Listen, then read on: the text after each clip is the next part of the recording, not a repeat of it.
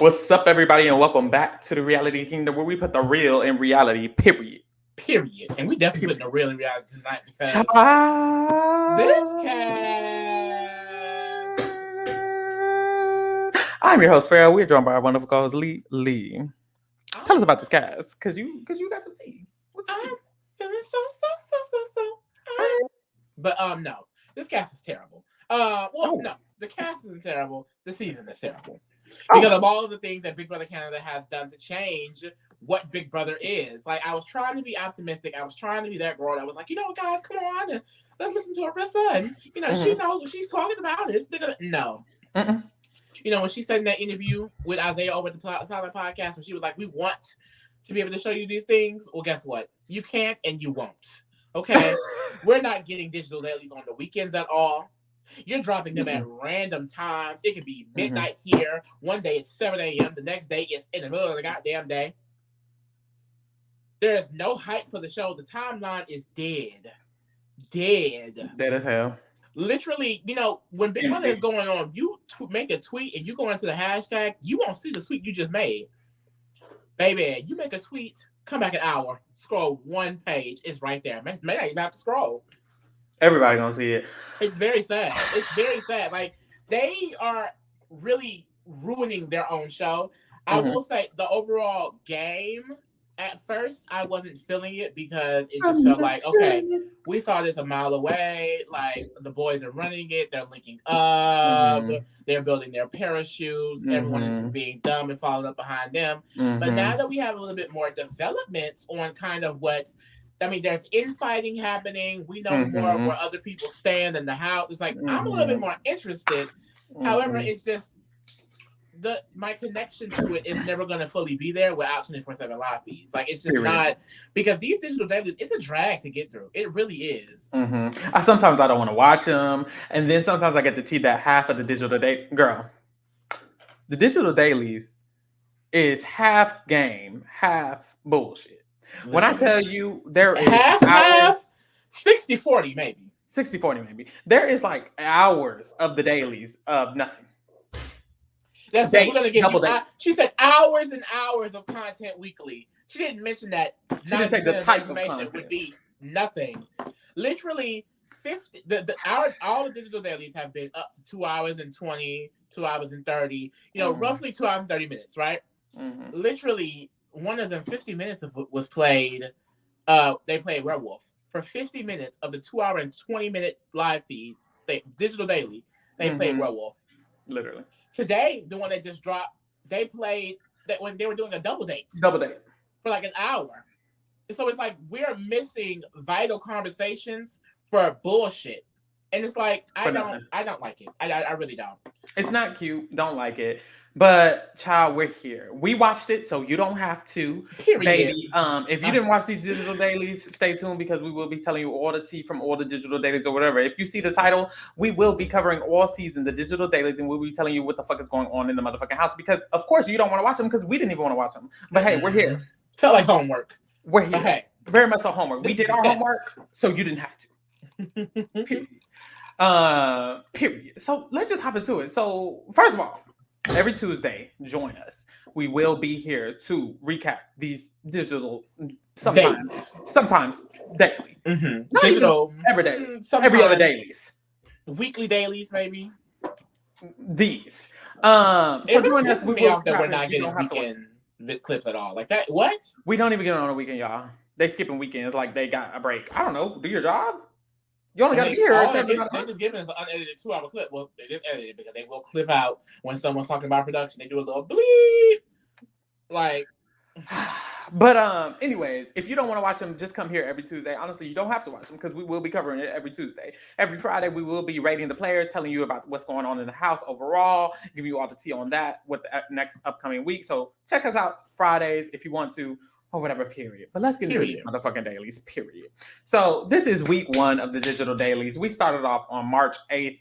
That was a Wednesday. We got our first digital daily tea or whatever. And there are a lot of conversations that don't matter. We will be skipping them days. Period. So we start off, and the first conversation that is relevant is a conversation between Santina and Hope. Santina's the HOH. Hope is a real ass nigga. Period. Period.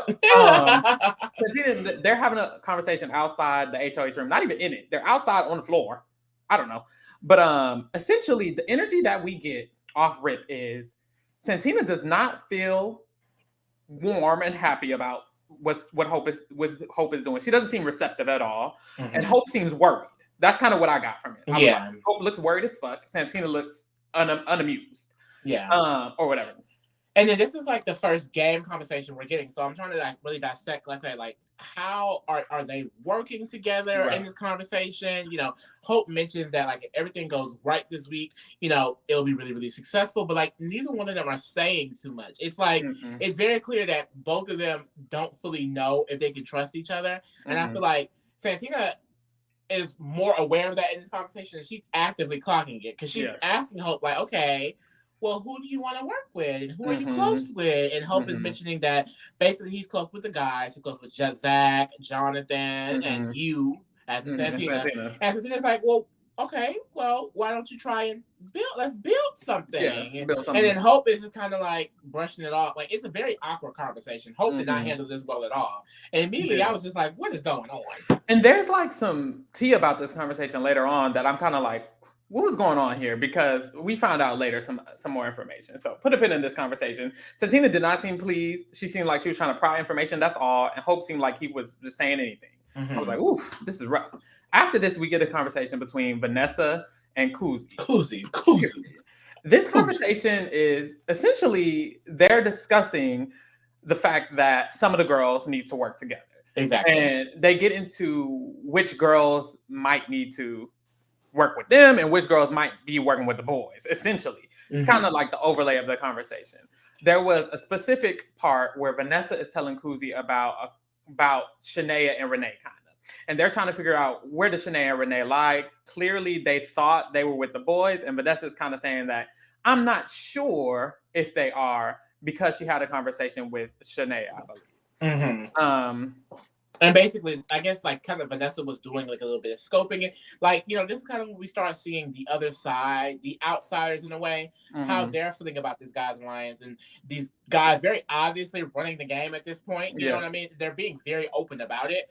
And they are both basically decided, like Zach specifically, who's kind of the head of the snake, they don't really like him that much and things like that. And they like Sarah was mentioning, they're trying to figure out is Shanae and Renee low-key girls or girls. Right. And Vanessa kind of coming with the information that she believes that Shanae and Renee will be on their side. However, I mean, more development show that that's not the case. Just not the case. And this is when the conversation with Zach is kind of important because it shows that neither Vanessa nor Kuzi is fucking with him. Both of them mentioned not even thinking they would be friends with him outside of the house. Yes. They can tell that he's like very calculated. He's very, very smooth. He's very, very intentional about every conversation he has.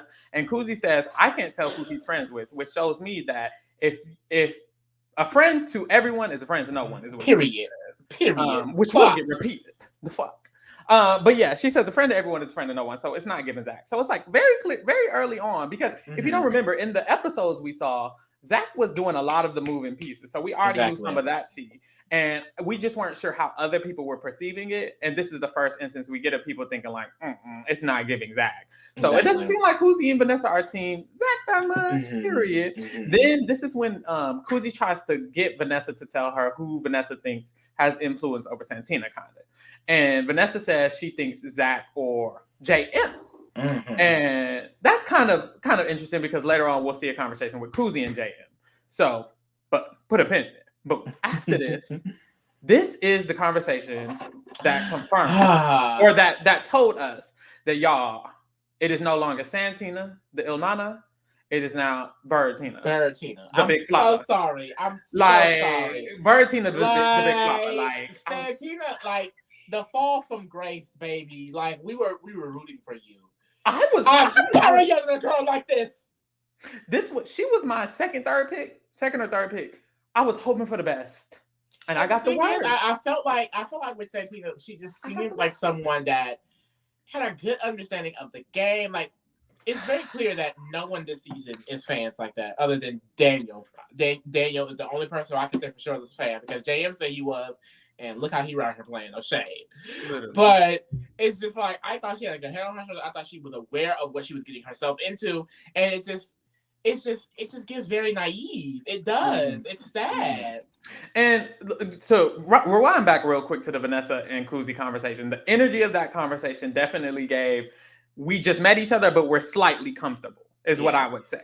Now, the energy with the Zach and Santina conversation gave, this is my leader and I am the follower. No shade, but because, and that's something we noticed, like you said, in the episode, and we're going to talk about throughout these digital dailies. Zach is a very prominent figure in the house. Zach is walking around talking to everybody and their mother. Basically telling them how to, literally, telling them how to play Big Brother. And he does that with Santina, and Santina, like, as with a lot of people, I feel like he's working with, they're really soaking it in, but Santina's the HOH. So it's like, he's just essentially using the fuck out of her. And also, he don't give a fuck about her. So if you don't recall, in the episode, did that get shown in the episode? I don't know. If you don't know, the boys are working together, babe. I mean, it's obvious. You could have started. We started from the cast photo drop alone. The boys were going to work together. They weren't even in the house yet, and we knew. Yeah. So the boys are working together, but we see with this conversation that also Santina is at least working with Zach, because Santina is telling Zach about the conversation with Hope. She's telling him a lot of the details, and she's saying it's just weird because I don't know if he's mad or what was going on, and I just don't know. Apparently, we got some tea that the night before Hope was doing a lot.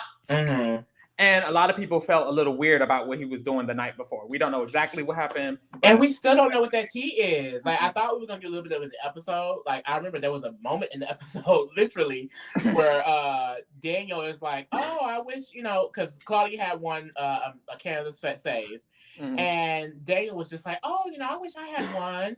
And then Hope came in. He was like, wish you had one what? And he was like, oh, Canada's save. He was like, oh, well, do something to earn it.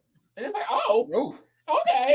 So I don't know what Hope has been around doing, but Hope is not necessarily pissing a lot of people off, but rubbing people the wrong way. However, it's clear that Hope is still safe, just a little bit because of his connections, mainly because he's a boy. Yeah, but he's still safe because he in his connection to all the men in the house. So in this conversation, Santina clearly is like telling Zach in a negative way about the conversation. Well, she's like, he was doing this and this, and I don't even know why he was asking me that. And what I have written down is that Zach was very loosely defending. It felt like he was agreeing with Santina, but also very, very slightly trying to make sure she's not going to target Hope. But it wasn't obvious at all. It was like just an assumption. But later on, you kind of realize, girl, he don't want Hope to go with this. Yeah. And also, like, everyone in this guy's alliance, you know what I mean? It's like, with Hope, it's more so a little brother almost. It's like, we know he's going to mess up. We know he's kind of the way he is, but we're going to keep him around because he's the number for us. Zach, he's combating with, oh, no, he's just young and emotional. Like, I've had to calm him down a few times and things like that because you're going to put a target on us. But, there's like a discussion about how basically if he puts a target on himself, I mean, who gives? Who really cares? Okay, so she eventually ends up telling him everything, basically everything Hope said. It seems like Santina and Zach are very, very close. It seems one-sided because we know Zach is working with the boys and Santina is not a boy. So I know that Santina trusts Zach. That's kind of what I got from this conversation. When they leave, even Zach leaving the conversation, you can tell that Santina trusts him because she's like, oh girl, get these condiments so you can carry it out, making sure like they have a good relationship. Like, oh my God. Like they have a good relationship. And it's just like from what we already know, kind of just from initial appearances of the cast from the first 2 episodes as well, these guys, they're going to be close with each other. And from what we've known, we only know that Zach is cool with dudes. So you can kind of assume from this conversation, it's just Santina with a bunch of men. Yeah. So and that's what I'm thinking right now. I'm like, okay, who else is in this thing? Because Santina mentions a us when she's speaking. She's mentioning like a y'all, a Zach, and a Hope as a loose ally, but we don't know who the us is. From the episode, we can assume that us could be a tie. And then of course we're gonna get into how it's basically all the goddamn other men in the house. Yeah, because she mentions I'm loyal to y'all or us, but I'm not loyal to Hope. That's what she mentions. And it kind of gives like, oh, is she maybe gonna nominate him? But we don't know. After this, we get a scene. It's not game talk, but we see in the kitchen, Shanae and Rob are all up on each other. We saw in the episode Shanae had a crush on Rob, so I was like, are they flirting? What's tea? fast forward, I don't think they are. I don't know. I don't the whole know. it's so many girls and it's so many different things because I'm like, is Renee with Hope or is Claudia with Hope or is Claudia with Ty or is Renee with Ty or is Shania with? So we don't really know. But at this moment, it did seem like Shania was around Rob and Renee was around Ty a lot in this area. I also noticed very quickly that Daniel and Anika were hanging around each other a lot. And also Kuzi and JM were hanging around each other. John Michael. And we'll see later on. John Martin. The fuck? After that, we get a conversation with Renee and Ty. Renee and Ty are like walking upstairs. And Ty is kind of giving her a pep talk about the her being nominated. She was the third nominee, of course. And he's like trying to teach her, like, girl, you got to just do this, this, and this. I couldn't tell in this conversation if it was he did mention that you gotta still act like you're in danger, even if you're not.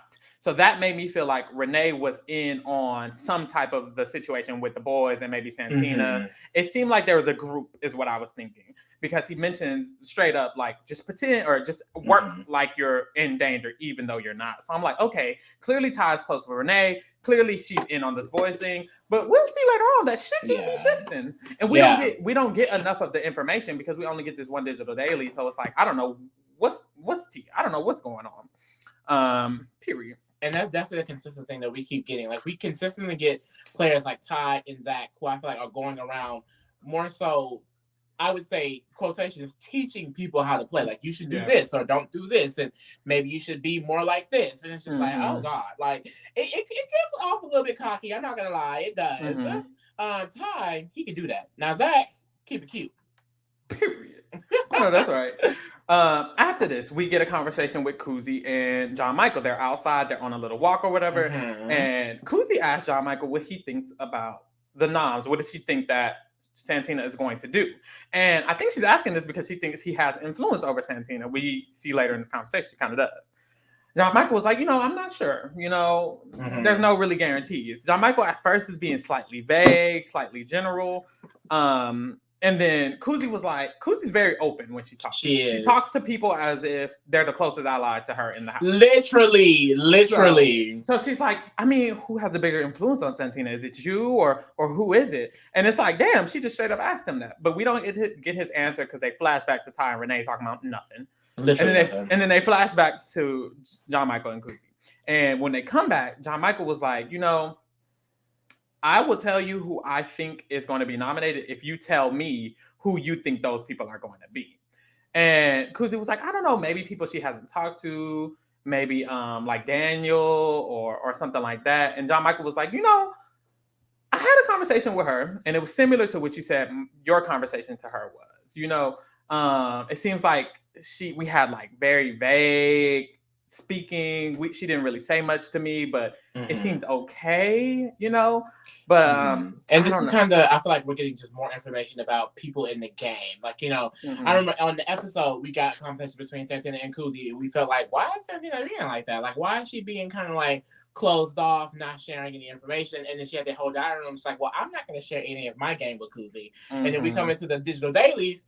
She doesn't share any game with Hope. She shares all her information with Zach. And now JM is also talking about this. So we're kind of learning that, okay, who is Santina loyal to? Is it really only Zach and these men? Like, is it like, I feel like we can get more clarification that she's not having any real conversations with anyone outside of Zach that we know so far. Literally. And in this conversation, Kuzi, I was thinking, maybe Kuzi's closest ally is John Michael. Because Kuzi tells John Michael about a conversation she had with Anika and how basically Santina was just grilling Anika in their one-on-one. Santina was just asking her questions, who you going to nominate? What you think about?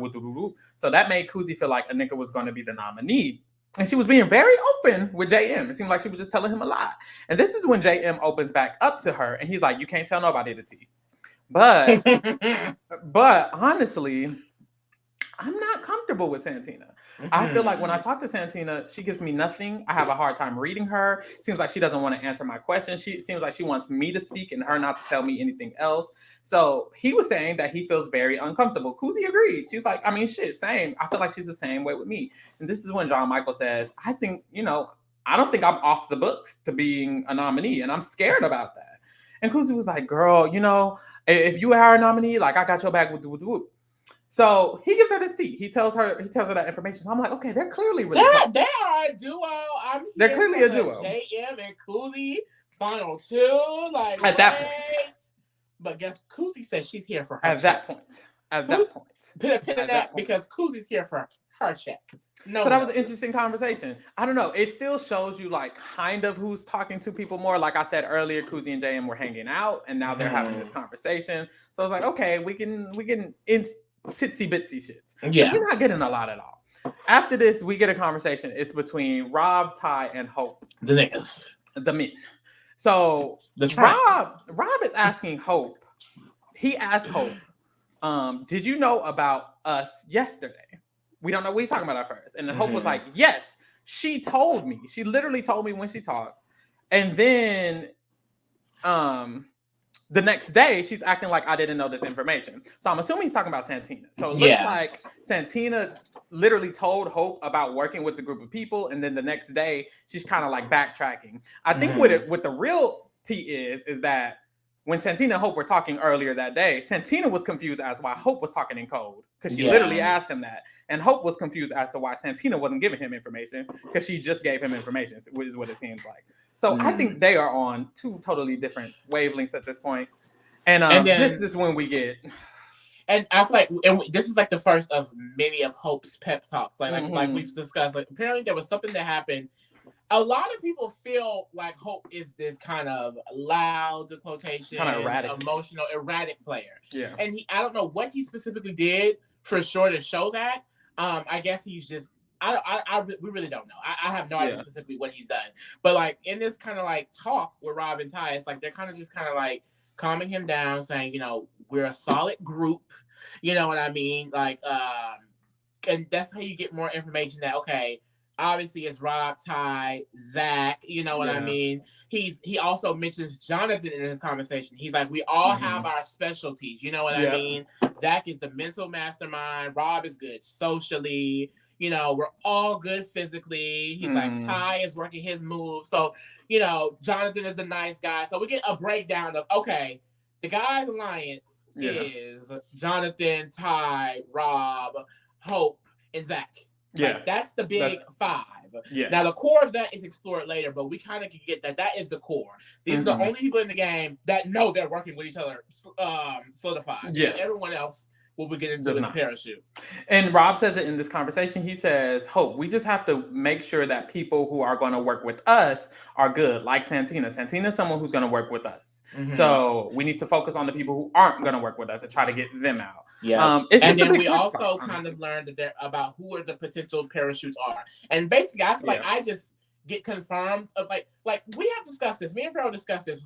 Who will work together just based off of bios. And that's exactly what's happening. Because Rob mentions, you know, we get past this week. Next week, we get someone like Shanae to an situation that she doesn't have any work. So we can kind of assume that's the five. They have Santina. Yeah. Clearly, they feel like they have Shanae to some extent. Yeah. And you can also assume that they probably have Renee to some extent because Ty was talking to her earlier. So it's like you're kind of seeing the core and then the loose parachutes. And what I immediately kind of realized is that there's still nothing fully solidified outside of them five. Yeah. Like those five, even though they're working together, but outside of that, everything else is just a loose parachute connection of like not even like a name on it, not even like a sign seal, anything. Like it's like, okay, we're cool.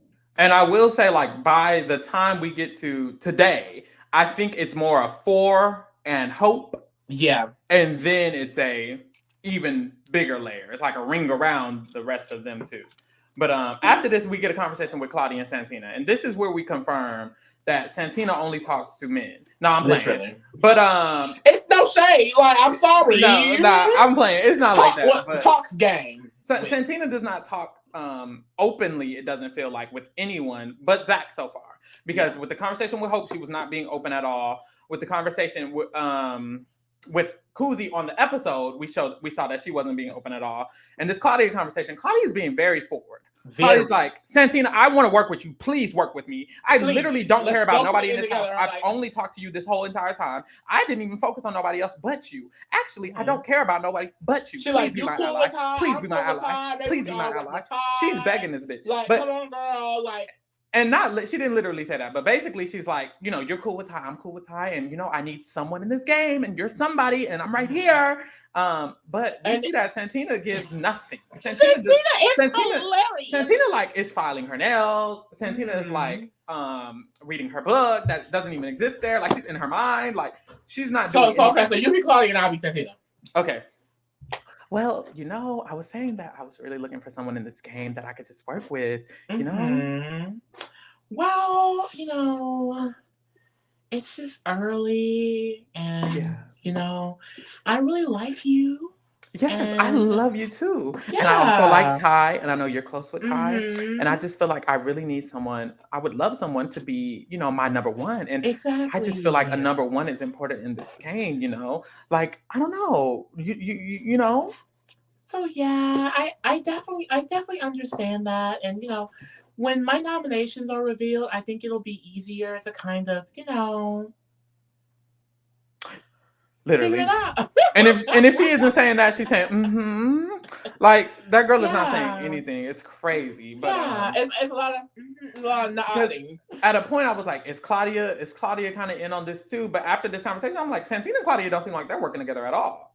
But so I don't know where too. It's like it's a realization that like this HOH is very terrible for Santina. Like if you have Zach, you have John Michael and Kuzi discussing how you basically don't say shit to them, and Anika, because they've also explained the Anika conversation. Yeah. We saw you talk to Hope, how weird that was. Mm-hmm. We now see you talk to Claudia. It's like, so not only are you not working closely with anyone else other than Zach's male alliance, that I don't even think she's fully aware of how much it stretches out to, but also she's actively not working on building any side alliances. Claudia is a potential parachute that she doesn't want to build upon. And we know that Shania and Renee are potential parachutes, but she doesn't have any connection with them. Her only connection is so far, and from the episode information that we got today, is through Zach, Rob, and Ty. And it's like, oh, good girl. And no other person. You're not Nicole Franzel. I was saying this off the podcast, babe. The only woman that can come into Big Brother, play with only men, and win is Nicole. And that didn't work 2 out of 3 times. So, like Santina, maybe she want the Franzel cake. She want the crown. She finna snatch Miss Franzel's crown. She snatched the Franzel crown. Nope. I don't think she can snatch Mother Franzel's crown. No shade. Nope. And that's the problem. Like, nope. She is actively not building any relationship with anyone outside of Zach's allies. She's the first HOH. Zach and others. We've spoken about this in Big Brother Canada. The first HOH doesn't take the initiative as we've seen in past US seasons, because these last 2 child. That's the thing. I think this new era, especially not in this new era, nothing's gonna happen. Especially not in this new era. But it's crazy how much she just let her HOH get ran. Like it's bad. And it gets worse, y'all. We're not even there yet. After this, we see a conversation between Shania and Renee. Now, on the episode, we saw glimpses of them. It seemed like they were gravitating towards each other, towards people who also... Shania tells Renee about a conversation with one of the men. At this point, I didn't know who it was. Did I ever figure out who it was? Rob. It was Rob. She's telling her basically that Rob was letting Shania know that Shania and Renee are good with them. Mm-hmm. This is probably the same them we heard about earlier. Yeah. So I'm assuming this group of boys also feel like Shania and Renee are people who can be parachuted on. Now, Shania and Renee feel like they just need to just roll with the punches. Just roll with them. They want to just ride the wave. And this is where it gets annoying, because this is where being a fan is important. You know what I mean? Them and they've been in this house for like 5 days at this point. This Santina's HOH is the full 2 weeks. If you're not in an alliance within the first few days, it's a problem. And a fan knows that. A fan completely understands. And I remember watching this Digital Daily. Kuzi, who someone is a fan, she seemed very all over the place a little bit. Yes. I was kind of scared for her because it was clear that she was nervous. It was clear that she was not in the majority. She wasn't even considered being a parachute. We didn't have any information on her even being a parachute at this time. So it seemed like the conversation she was having was to get information as much as possible. And it's just like, it's crazy how Shania and Renee are like in this position, and they're just like, well, we're just going to ride this wave and it's fine. And and they extend that into every conversation they have with these men. And it's like, no, no, like you're being used. Like Mm-hmm. at the end of the day, there is an HOH. There are nominations being played. There's an alliance somewhere, Yeah. a solidified one, and you're just not in it. And it's like instead of branching out and trying to build something else or just trying to build other connections, Shanae and Renee just think they're cool with being add-ons to this potential guys majority. Just same with Santina, and it's just like, oh my god! Like if these were fans, they would know that's not the route they can go. Like clearly, you're not going to be able to ride these men coattails. Like it's just not going to work.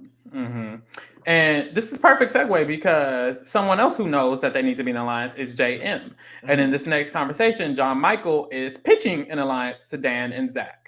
So these are the same people he told he was going after the boys to. So he clearly has some type of trust with them. I don't know. He just wants to build something with them.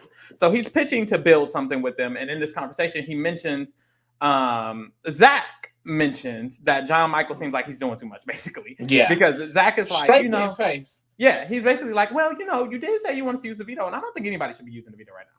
I don't think Santina's nominations need to be changed. I feel like we all just need to calm down. It's not giving we need an alliance. It's giving we're all good this week. And his energy was very much giving, stop talking to me, shut up, I don't want to work with you, leave me alone. Like, and calm down and stop doing stuff. It was giving stop doing stuff. I really don't understand with Zach, like how people from the first initial day, I was just like, I don't understand how people like him at all. Like he does not seem like someone that would be likable. Every time he's in the conversation, it's like he's giving advice. Nigga, don't give me advice. I don't know you. But the way most people don't like him in this conversation was just so disrespectful. I wouldn't even say most people. I think all the people we know so far is Kuzi and Vanessa, and with the rest of the digital dailies we have, who else is got it? That's true. And even Kuzi playing in his face. So it's like, Zach has a lot of influence right now. I don't know how. I don't really get it. But being able to talk to JM like a dog. And he was talking to JM crazy in this conversation. It was very crazy. Seemed like he was gaslighting him too. Yeah, but JM didn't even realize, like he didn't like fully realize. I feel like he was being talked to like that because I mean we didn't hear any other conversation of him complaining about it, but he was kind of just sitting there like taking it, like and it was just like he's not supposed to take it, but it's just like the amount of people that just listen to Zach spew, like in my opinion, bullshit, and then is okay with it is like insane. John Michael started backpedaling in this conversation because initially he was saying he wants to use every single veto he wins with the whoop. Zach basically in this conversation was saying, don't say that, that's stupid. And at the end of the conversation, John Michael was like, it clicked for me. When you said that, it clicked for me that I just shouldn't be doing that and da-da-da-da-da. I think John Michael was playing the game in that sense. Like he was just like, girl, clearly he's not down. But I think in general too, it's just like John Michael, what got him caught up is being just so open. I mean, we saw in the episode that he told Zach straight up, I'm talking to all the guys. Yeah. To a guy that, in my opinion, looks like an alpha. Like if I was in that house, maybe not looks like an alpha. I mean, but the thing is, but looks like he's gonna want to work with the man. You know what I mean? Yeah. Because like initially seeing all of those men together, I mean, even them initially all seeing those men together, they were like, oh, these guys are working together. You know what I mean? So it's just it's crazy that he would even say that to Zach and Dan, and now that it's become all of this, like that really is what ruined his game. Like I feel like that conversation of him saying like, yeah, I'll put these guys, it's like, why would you even say that? And to even be walking around saying, I'm gonna use the veto, I'm gonna Zach said he said it in a public open area. And he's like, why are you saying this? That was my worry when we was draft picking with John Michael, because he kept saying in his video, like, I'm gonna be the girl who's like arguing with people and floaters grab a life vest and I don't care and I'm gonna just say whatever. And I was like, ooh, that's gonna be scary. And it's clear that he has been just saying whatever. And now he's trying to go home. Yep. After this, we get a quick conversation with Kuzi and Anika. Very quickly, we hear Kuzi relaying Anika about her conversation with John Michael, where John Michael was scared that Santina might nominate him. Then we get a conversation with Kuzi and Santina. And this is when we find out that Kuzi is here to play. Period. Because it was scary because she was bouncing around a lot. I was like, she's talking to just everybody. And that was a positive in a way that at least she's game talking, but she seemed very scared. And I think even this conversation was out of fear. Because she didn't feel comfortable. So Kuzi goes to Santina's HOH room and she's like, well, yeah, let's talk or whatever.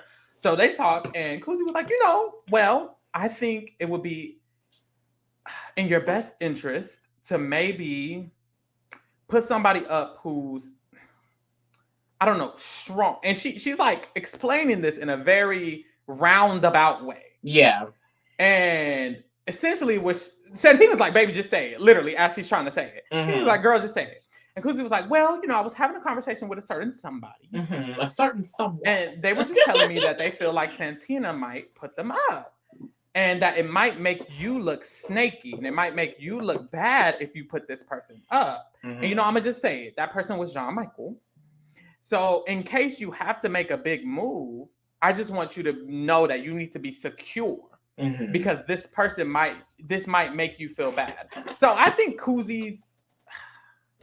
What do you think Kuzi's intention was? I think there was like two intentions. Like the way she was trying to like approach it was like, so I understand that you may want to make a big move, but that big move might say this, this, and this, and this about you. So let's not make that move. But all it did was fuel Santina's fire to target JM more than what she's already been convinced to do by Jack and the boys. Point blank, period. And it sucks because I don't think Kuzi was actively trying to target JM. I don't think Kuzi wants JM out of this game.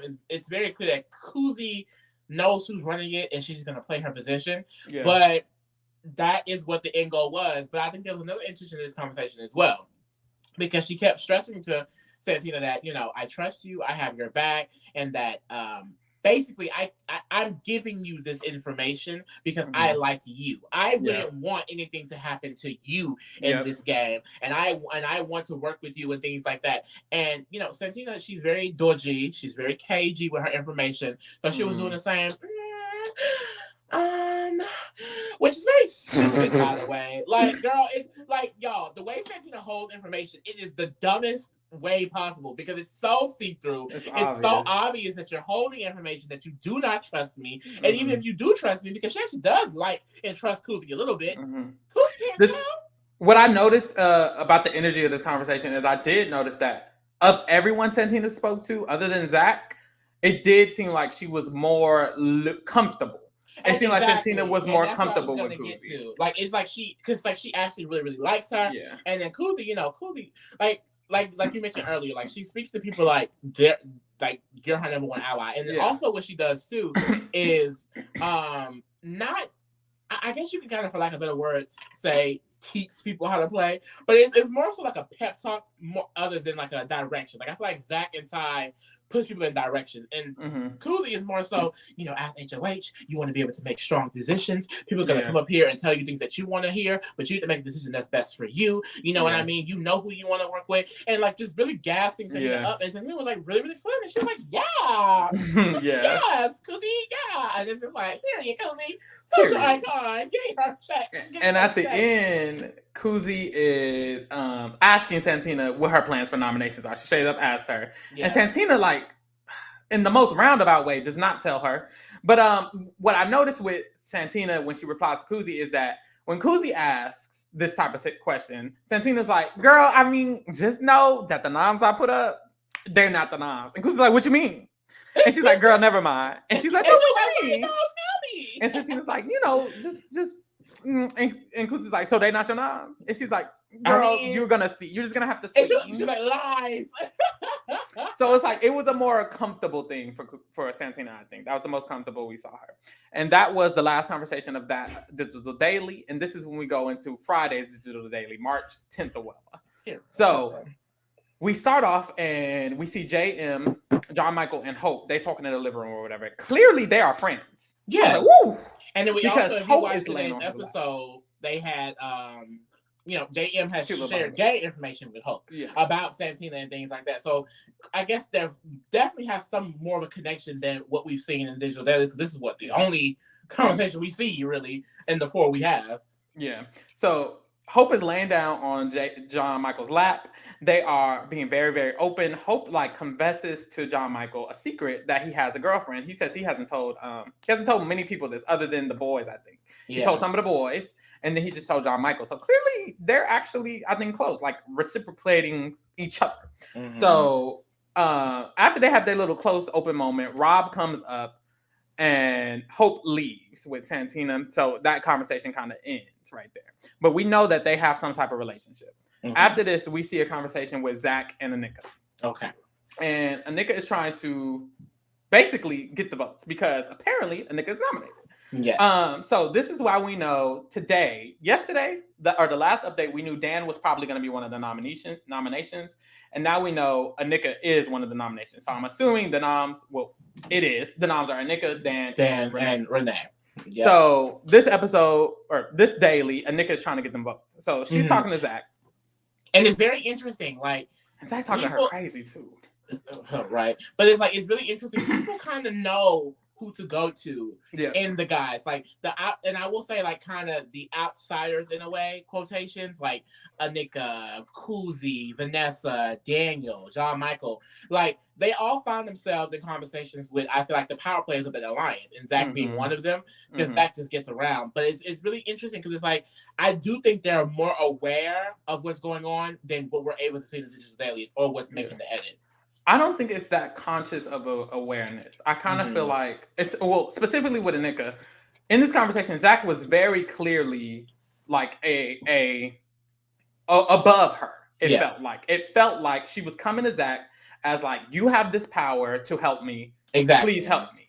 And it's like, I think she like underneath knows she needs to go to Zach, but I'm not sure how consciously aware she is that Zach is literally running the game versus Zach can help me stay. I think a lot of people kind of end up seeing these good players as people who can help them rather than people who need to fucking go. And I think that in this moment, Nika's just thinking, I need to stay. She's in survival mode. So she's asking him for advice. And Zach is, I don't like the way Zach talks to people, but hey, that's my personal opinion. But he's like, do you trust me? And she's like, yeah. And he was like, well, basically, you just need to sit there and keep it cute.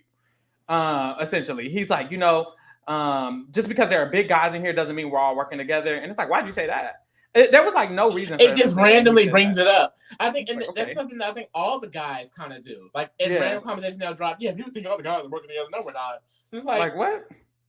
Like when he randomly told Anika that she's just asking to be saved, and he randomly brings up that the big guys aren't all working together. If I was her, I would have immediately thought, okay, they all are. So that's good for them. And then he basically says, like, I want to work with you because you're smart enough to realize that that's not happening. And it's like. No, like he literally giving her the complete opposite. And this like, is I was gonna say, like, this is when we found out that production basically placed all the men that are working together currently in a room together. Hope. To clarify, Zach says, Big Brother put us all into the same bedroom. We didn't choose that.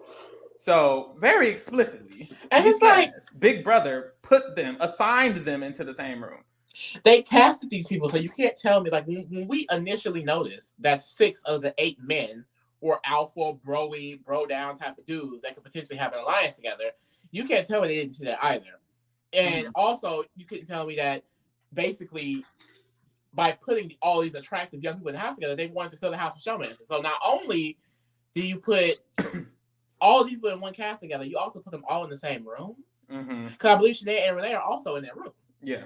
And it's like, oh, so you wanted to force showmances, force a bromance. Like, it's like, that's Santina's room, too. Never assigned rooms. And in Big Brother Canada, rooms are very important. Yeah. It almost always is the room divide.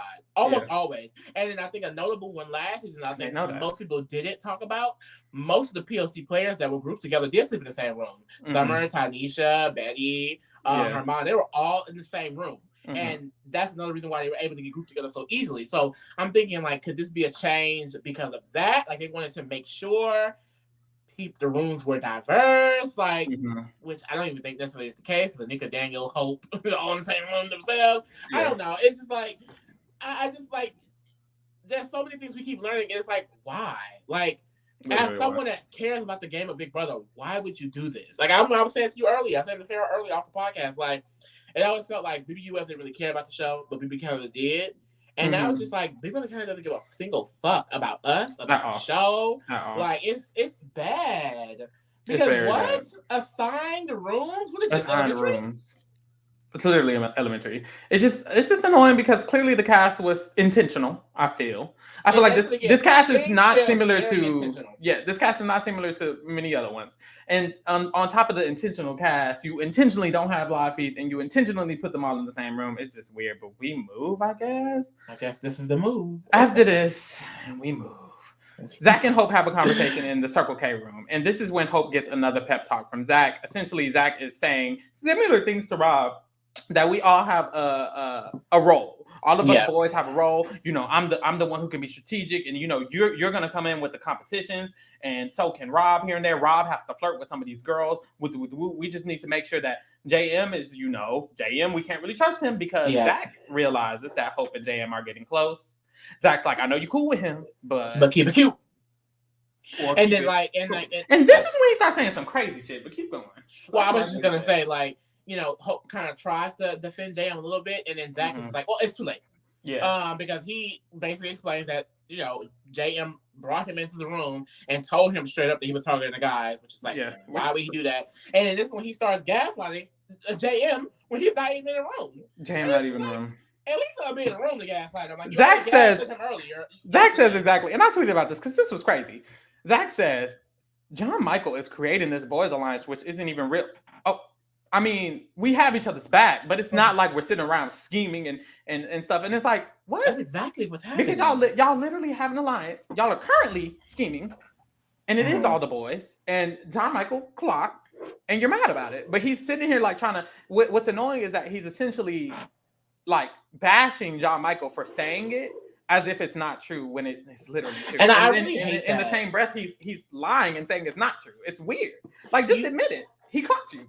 You see that a lot in Big Brother. It's like people who are in positions of power, they get upset when other players are actually playing the game. You remember, like, a notable one is Big Brother All-Stars, when Davon won veto and literally used it to save the only 3 people that were in minority that season. It's David, comparable and Kevin, to like, and they were like pissy mad about it. It's like, how are you mad that someone is doing what's best for their game? Like, this is that's like true. Like, this is like a big example, but like, Big Brother's a microcosm of the real world. In the real world, when there's a majority group, they often feel offended when the minority says something that is against them or does something to save themselves or is aware that there's a majority. It's kind of like when men get mad about feminism. It's like, why are you mad? Or when men claim they're not misogynist, or when white people claim they're not racist, or when white people get mad about BLM. It's a similar kind of concept in just this small microcosm, is that when the majority is called out on it, they feel so defensive, even though it's true. And it's like, that's just weird. I guess it's just a natural human thing because we see it every season. But it's weird. And then I really like Hope, but in this conversation, it made me feel some type of way because he kind of mentioned that like he's here for the platform and things like that. Yeah. And we know his platform, like he builds basketball courts back in his home country Ghana and things like that. Like he also runs like a business that he teaches the youth basketball, like what I mean, like, and that platform I'm happy for, you know what I mean. But it really sucks because he isn't a fan. And in every conversation that Hope has with someone, they talk down on him like he's a child. But he doesn't know what he's doing because he's not a fan of the game. And I feel like there's so many non-fans here or people who are not fully aware of the game that they come into this house and they're stagnant players. Like he really isn't able to branch out and do his own thing because he doesn't know what he's doing. So his thing is like, okay, well, I'm just going to attach myself to this big group. I'm going to be loyal to this big group because they can get me to the end because he doesn't know anything else to do. I would say Shanae and Renee are similar players in that way. I'm like, they know the game, but I don't think they're fans enough to be able to understand when things are a problem. Like you should know that not being in alliance is a problem. And by them being stagnant, they're just going to be numbers. You know what I mean? There are active numbers to help the majority get further. As opposed to someone like a Kuzi or Nanika that we learned throughout these digital dailies that they're more aware of what the men are doing than they let on. But I just think players Hope, Hope is fully in to the guys thing, but like Farrell mentioned, he's more so we can run Hope. That's Hope. Yeah, like we can run him. It's us and Hope, but he'll probably get a target on himself. He'll go home, and it's just like it's sad to see, and it's like it's mainly because he's not a fan, and it's like why are you casting anyone that does not know the game? It was very clear that Hope knew nothing about the game, and now he's in here struggling. Yeah, it's annoying because Big Brother Canada usually does cast fans. They are known for casting more fans than not fans, and it's clear that they intentionally did not cast super fans this season, which is another weird thing. I felt like they were trying to be more similar to BBUS, but now like I don't know what they're trying to do, but they're clearly not casting people who are fans of the game this season. They casted a bunch of damn near recruits, and it's like, okay, why did you recruit everybody? We also get into this conversation that apparently JM disrespected Santina in some type of way. Allegedly. We don't know if that is potentially from the conversation that Kuzi had with Santina, or if there's something else that JM maybe has done. But Santina feels disrespected by JM, and Zach basically put the bug in her ear to make it flip. Yeah.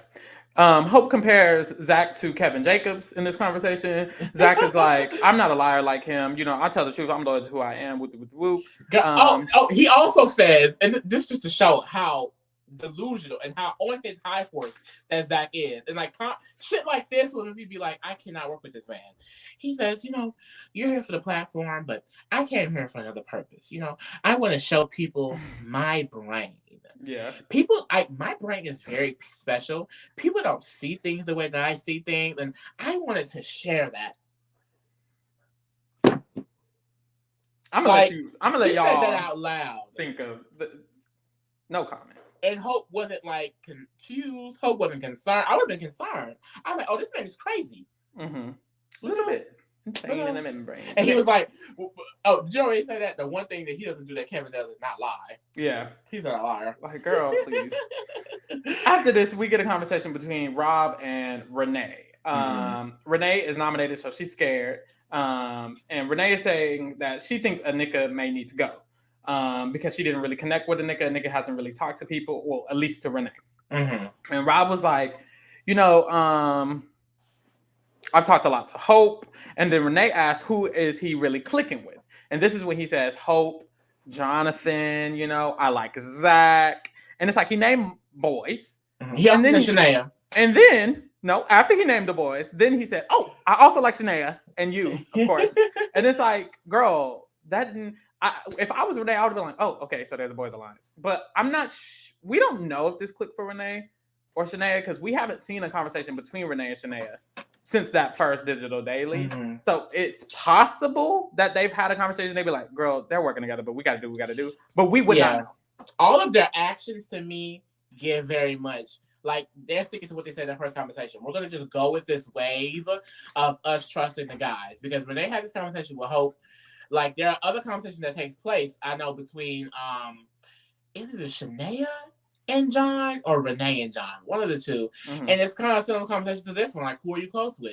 And we all have each other's back, and that's a good thing. And like I think Renee and Shanae are under the assumption that they are in a loose alliance with Rob, Ty, and I believe John. Yeah. So they don't fully and Zach. They mentioned they like that. They mentioned Zach, but I think their core would be the three, with those three specifically. But loosely, Zach and Hope as well. But nothing is solidified at all. But they trust them, and they're talking with them as if they're actual allies, when really they're just giving them information and giving them how they think they see the house. And the boys are not really reciprocating at all. They're just like, I feel like I wish we had more conversations, or at least another one with Renee and Shania, so I can really know what they're thinking or how dumb they are. No shade.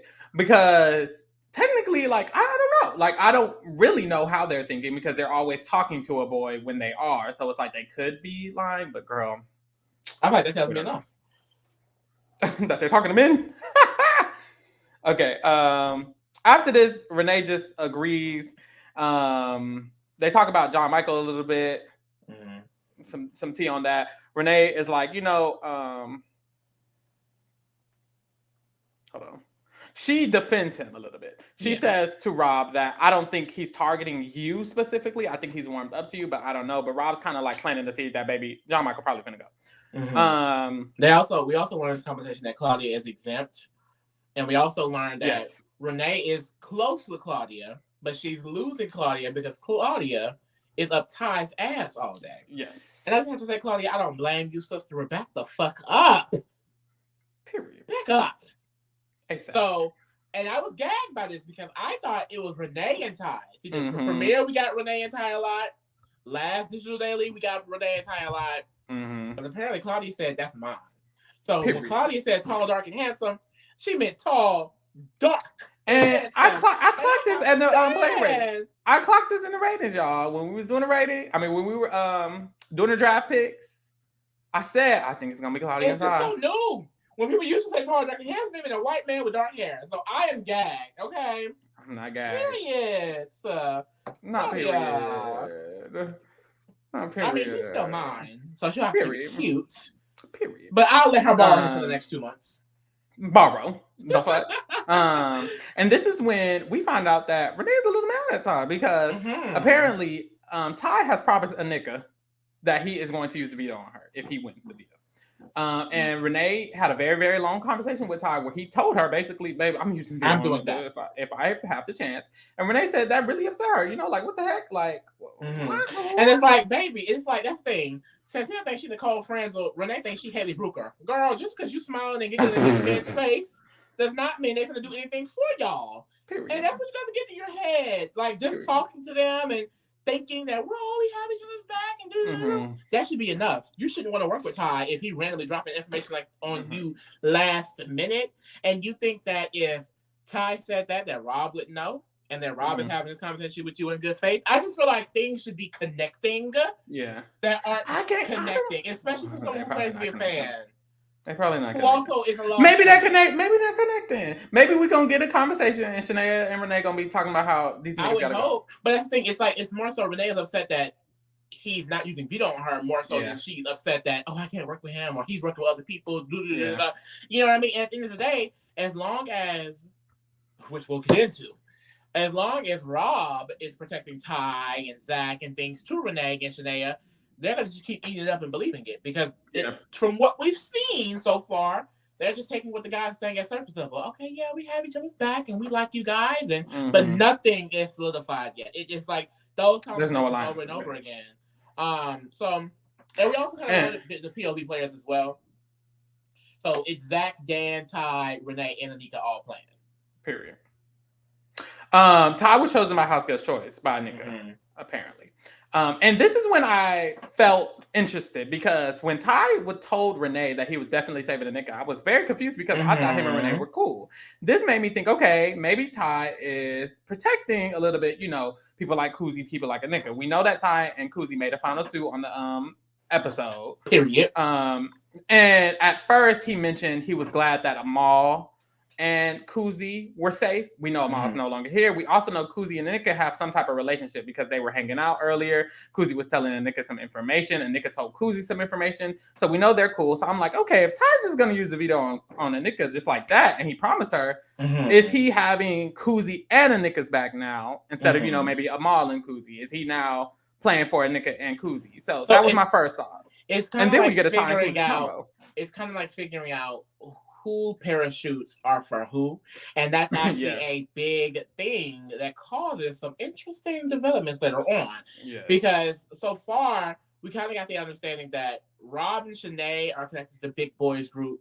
Not Rob and Shanae. Shania and Renee are connected to the big guys through Rob, and I feel like initially Ty, but it seems like Ty and Zach have started getting other parachutes on their own, and it seems like Renee and Shanae are mainly through Rob, and then you have Claudia who is now coming in through Ty, Santina through Zach and Ty, but mainly a lot of the people is through Zach and Ty at this point because Anika and Kuzi can be considered parachutes as well through Ty. So I mean, Zach and Ty, they're collecting their Infinity Stones essentially. Period. Now this next conversation may be kind of double down on my last thought because it's a conversation in the HOH room. It's with Ty and Kuzi at first. So Ty and Kuzi are talking, and the energy seems very open to me. It seemed very open. I was like, okay, maybe this final 2 is really a final 2 or something. They start discussing the votes, like who's gonna vote who, and then they get into Hope. And Kuzi asked Ty, "How close are you with Hope? What's that tea?" Now we also got a clip, a deleted scene of Kuzi talking to the cameras. And Kuzi to the cameras was like, at first I judged Hope too fast, but maybe Hope is someone I can work with. I'm not sure. And now we see Kuzi asking Ty, is he close with Hope? Ty is like, I think I have some influence on Hope. Like, I think if he said he'll do whatever I say. He did say that. He said if I vote somewhere, Hope's gonna vote that way. But we're not necessarily that close. Now, me being black, I can only assume when Kuzi speaks on this and when Ty speaks about Hope, it's giving, because we're black, because she specifically asked about Hope, and it's like she doesn't necessarily have a reason to specifically ask about Hope other than the fact that maybe this is the, the black people. So I think that's what that was leaning towards, but we haven't really got much development on that. Yeah. And then in the middle of the conversation, Santina walks in. What I noticed about this is that Santina did not seem surprised to see them in there talking. They did not change the conversation in a drastic way. They stopped talking about what they were talking about, but they kept speaking when she walked in. And the energy between the three of them seemed very comfortable. Yes. Because in this conversation, Santina just starts talking to them, both of them. Yep. And it's very She's open. Just like, because they started bringing up slop or whatever. She's just yes. Like, I don't want to put too many guys on slop because we want the guys to stay strong, right? And that was very interesting to me because before this, I knew very bird-like. Before this, I knew Bertina was working with all the men, but I did not know that she was willing to say that in front of Kuzi. So that kind of shows me that maybe Santina and Kuzi, or Santina doesn't care that Kuzi knows she's working with men, or Santina thinks Kuzi is also working with the men. So that was interesting. So Santina says that in front of Kuzi, and then Kuzi ends up leaving. We see Ty and Santina speak, and Ty lets Santina know that he already promised Anika that he's going to use a veto on her. What's T? Is that okay? And Santina was like, girl, yes, because I used to think JM was the nigga that had the brains, but really it's Anika. So I don't know, like it's okay that you're using it on him. I don't care. Now the energy I got between Santina and Ty was that Santina was she was open with Ty, like similar to how she was with Zach. Honestly, it gave a little that she was wooed a little bit, in my opinion. Santina seems very like to me. Yeah, hey, that's just me. I mean, hey, and this is where we really Ty. get to T. This is where the game starts up. The game picks the fuck up. And thanks to Ty, this is why Ty, he has a special place in my heart, because he's making it interesting, because he tells Santina that there is tension with Rob because Rob likes Renee, like he wants to work with Renee, and he feels like there's going to be pushback if it's Renee versus the nigga on the block. So basically, if they're not able to get veto, if somehow JM is not placed as a renomination on the block, and it's Renee, Dan, and Anika, then he's saying he wants Renee to go.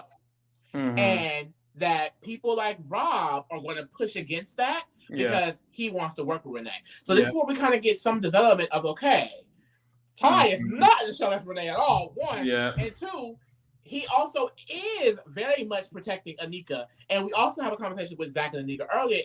And this is kind of, I feel like we get more of the information of like, okay, Zach and Ty kind of are working Santina, Anika, and then Kuzi just a little bit. I think Kuzi mainly through Ty, but Anika, Santina with the both of them.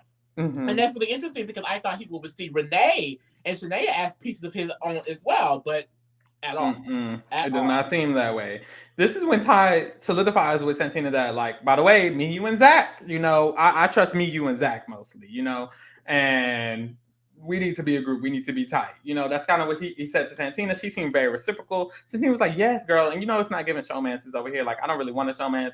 And that's when Ty says that people are pushing him towards Claudia. Yeah. And that he's going to, use Claudia to his advantage, but it's not giving he likes Claudia. And this also, that kind of conversation, it gave a little bit, it's production doing something with this too, no shade, because they literally say, Ty says, seeing Rob and Zach be flirtatious, he didn't want to play that type of game. But Big Brother has its schemes. So I don't want to diss Claudia, but I want to use the showmance to protect our alliance. Sorry, Canada, I'm not here for a showmance. What the fuck was production telling them? Was production telling them like, oh, well, Canada loves showmances and oh, you guys are all in the room together? Like, what do you mean by that? What do you mean by, of course, Big Brother have his schemes and sorry, Canada. I just feel like, am I overthinking it or is there more to it? It's giving conspiracy theory down. And Santina said it, Santina was like, sorry, Canada. It's like, okay, so everybody know that it was giving showman. And it's like, Canada, I'm not Canadian, but Canada didn't ask for the damn showmans. We were not gagged, okay? Look, I'll be from Canada today. We are not gagged. It never gave showman. And this is where Santina is just so hilariously delusional. Because she mentions that she feels like JM crossed the line with her loyalty. Yes. That's attached to the bringing in him as the brains, but Anika's the actual brains. And she says she basically is like, and I came to this decision to target JM on my own. You didn't convince me, Ty. Zach didn't convince me. And it's like, who are you convincing? Yourself? And I told Lee, whenever somebody says something that nobody asked, that's how you know that they're guilty. When Zach was mentioning the boys' lines, when no one said shit about our boys' lines, guilty. Santina talking about some, well, I can't do this decision on my own. We know damn well you did not. Because no one, y'all, when I tell you no one asked Santina this, she just randomly said it. She also said it on the in the diary room on this episode tonight, talking about some, this is my own, right after the conversation with Zach convincing her to backdoor JM. After she said she would never backdoor someone, after she promised JM she wouldn't put him up, and then she had a conversation with Zach and decided on it. She said in the diary room, no one's convinced. This isn't Zach's decision. This is my decision. It's like, I would never want to backdoor someone, but I will because of my own decision. And she's like, I don't understand why people want to go after the big guys. Like, why not work with them and then just work it out at the end? And it's like, first of all, dummy bird. But it's just like, this is where not being a fan is once again going to be an issue, and it's definitely going to be a catalyst in why this season isn't that good. Well, no, I think this is a big part of being a fan, because as a fan, she would know that historically, men who are working together in that way and going to the end together, they choose each other. They don't choose the woman. As a human, the woman does not naturally get chosen. So she would know these things. Jesus. And I think if she was more aware of that, maybe she wouldn't be so gung-ho about it. Because that's the thing, she's talking as if she does not know that there are years of examples where women have attached themselves to men that have played in their fucking face. Mm-hmm. And I was telling Lee this off the podcast. I was like, since she doesn't know the game, I think she genuinely thinks she has a chance. I think, because I can see how someone who never seen Big Brother would think, if I'm the only girl with a bunch of men at the end, the men are taking each other out and they're all going to want to take me to final two. So I was thinking like, maybe that's how she's thinking. And it's like, she probably is, because she's not a fan. You're not the HBIC. You're not the head bird in charge. That's Nicole Franzel, okay? You'll never be that. After this, Zach and Daniel have a talk in the Flamingo room or whatever. And Daniel, it's an interesting conversation. We always see Zach as like the other person's like go-to, like, oh, yes, please help me. So it's giving Daniel's asking Zach for help. So Daniel was like, I don't know. I just feel like in this game, if we take out a big target like JM, we need to have another target in front.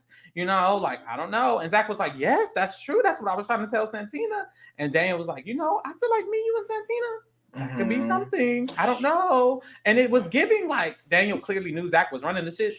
It's giving Daniel. This is the first combo we had with Daniel. Yeah, this first combo we had with we've seen Daniel Havel. This is the first and only. The boys said in the episodes. I don't know if they mentioned that now or if they mentioned it earlier, but the boys mentioned liking Daniel.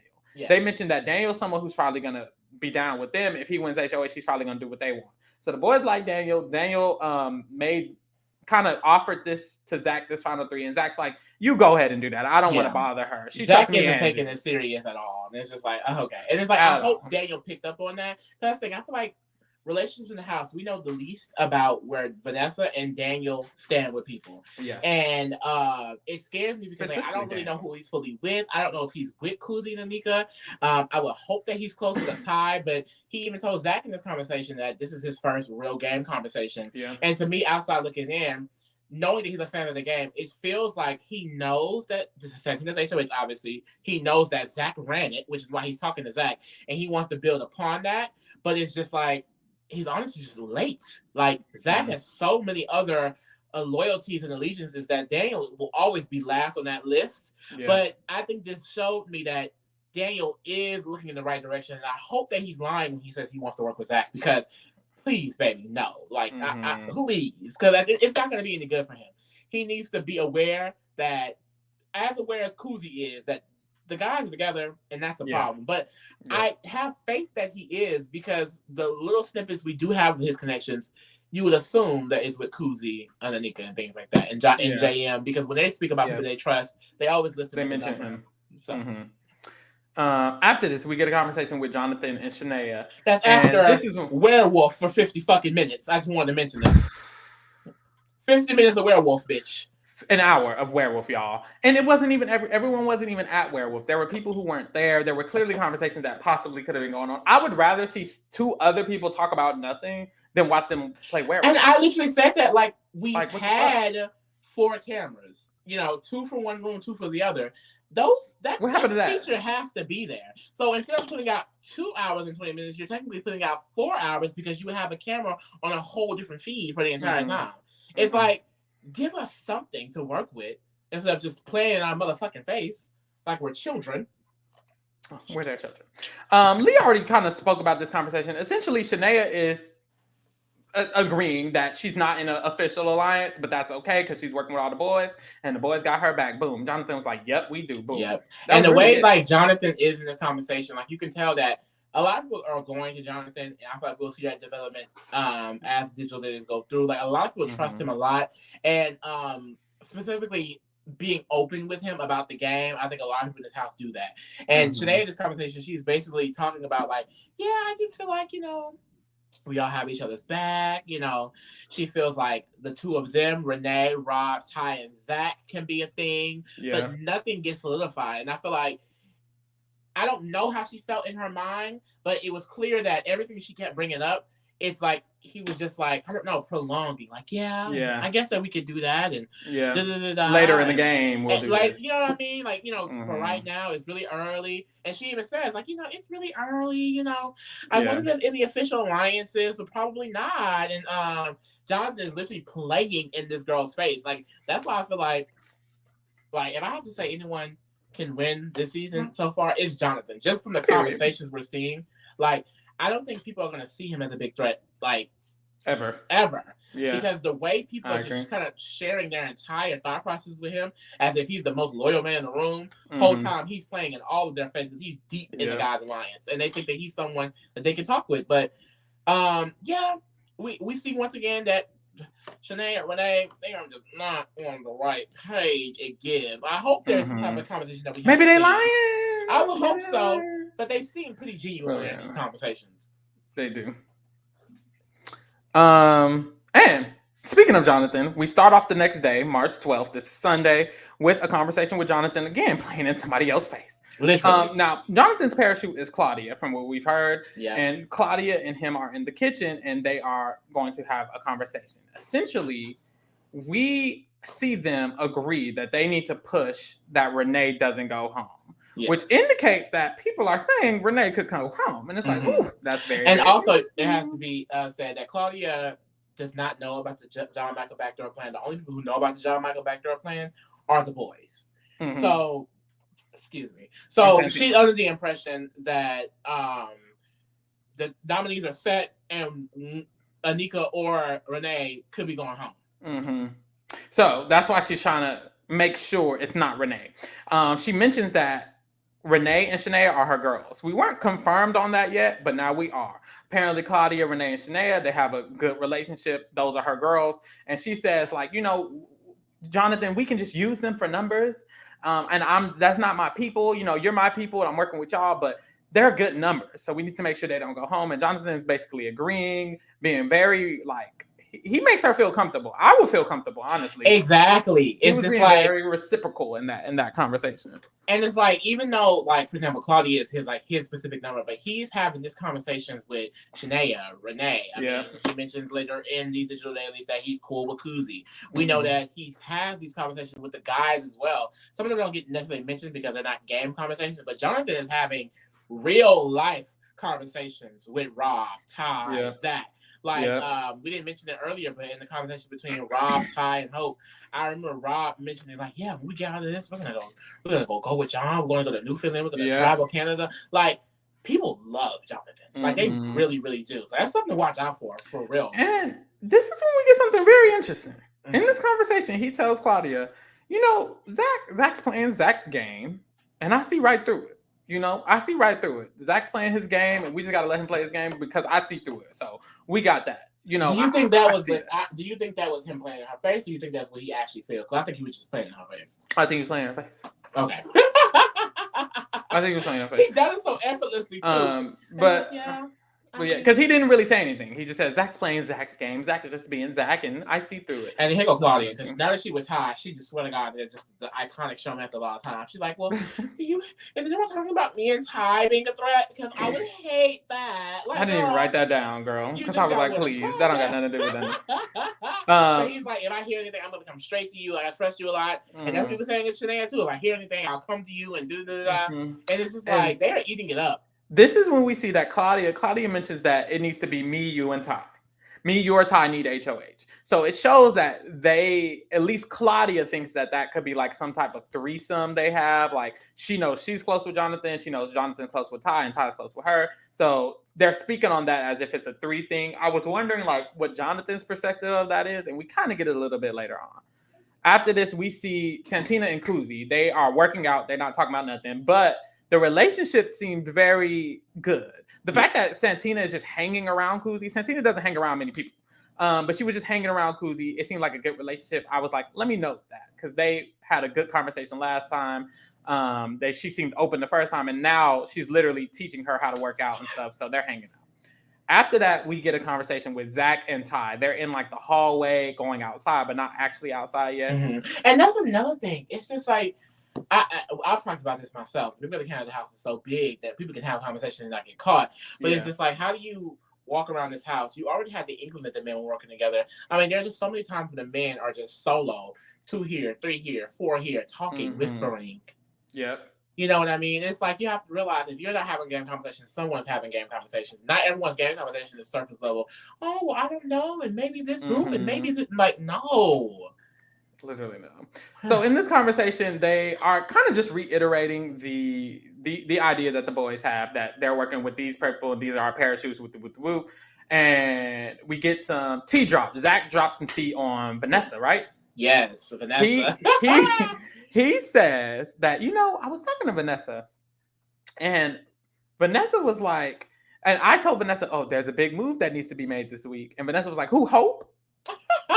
And Ty was surprised. And Zach was like, that's interesting because she walking around here acting like me and Hope are her like literal sons. And it's like, we do know from preseason, that's Miss Vanessa's strategy. She's going to be the mom of the house. Yeah. But she getting herself caught up because they are big on working with people who they think are not going to be able to clock the guy's lines. That's why I like Santina. That's why I trust Claudia, Renee, Shania, Anika, Kuzi. Because they feel like all of them are dumb enough to believe the guys are not working together.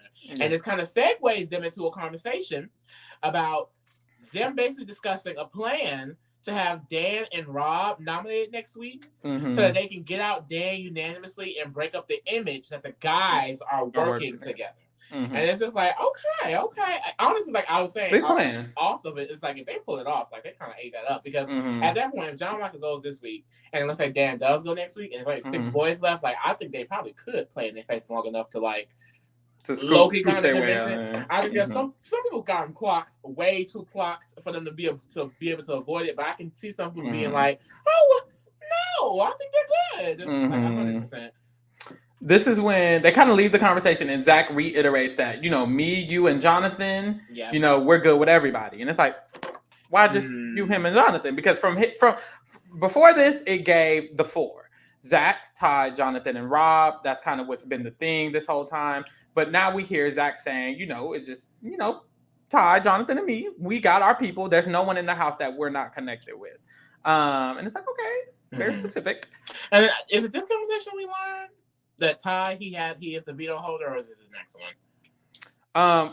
It's either this one or the next one because the next one he's talking to Anika. But yeah, so Ty is the veto. Ty did win veto, and he speaks to Anika after this, and they're in one of the bedrooms, and basically Anika is pitching to Ty why he should use the veto on her.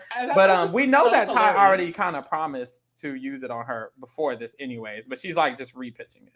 The way, and I feel like I keep bringing it up because it's so important to explain how they're playing. Like I think a lot of people are playing the way they're playing because they're not fans. So Anika, like the way she's like breaking it down to him, she's basically saying like, in my opinion, ABC general ass shit. Yeah. She's like, well, literally. First of all, I trusted you and I picked you. So, let's say if you save me, it can simply just because like I picked you. Like, like there's nothing else. Like if anyone's asking, like it doesn't matter because, I just picked you. So it really is not that big of a deal. And also, how does that make you look? Like you can look shady in the house because I did pick you. I said I trusted you, and you didn't pick me. So you have to think about those things. And then Ty in this conversation, this is why I feel like okay, like him and Zach, their cockiness, I think their ego, it could potentially get ahead of them because I did not get that from Ty. I did not get that. Ty speaks in this conversation specifically. I feel like, it was giving me Zach vibes. Like he kept talking over her. Like I will say she was rambling. Because obviously Nika's nervous. She's on the block. She picked you. You're not confirming that you're using it on me. So he's basically in this conversation like I have to speak with Santina. I got to speak with the HOH. But as she's speaking, Ty is just like, okay, well, if I can convince Santina who to put up, who would you want me to put back up? As if he's HOH. Like he literally says, if I can convince Santina to let me use it, who do you think I should put up? I need a name. One, she didn't even clock. But she kind of talked to something. She's like, well, I don't know. And he's like, I need a name. And she's like, well, and then she basically says on John Michael's like, okay, well, bet. Okay, well, I'm gonna use it. And John Michael's gonna go up, and that's it. Okay, yeah, no. Like he just kept shutting her, and it's just like I feel like it's so obvious to see that okay, clearly this man. Well, I think she already is aware that Ty's in a position of power, but it's just like. He's flaunting it in my opinion. Like it's so clear in that conversation that you want nothing to do with me. You want nothing to do with what I'm saying. You kind of already checked it out. And I just feel like if you're acting like that week one, imagine how you're gonna act weeks down the line. You know what I mean? It's like you have to have like compassion for everyone in the game, not just someone that you think is a relevant player. Yeah, people don't have, like you said, compassion for people who they don't feel like are in a position of power. Like this girl's all the way on the block and he's finna use the veto on her. She needs me.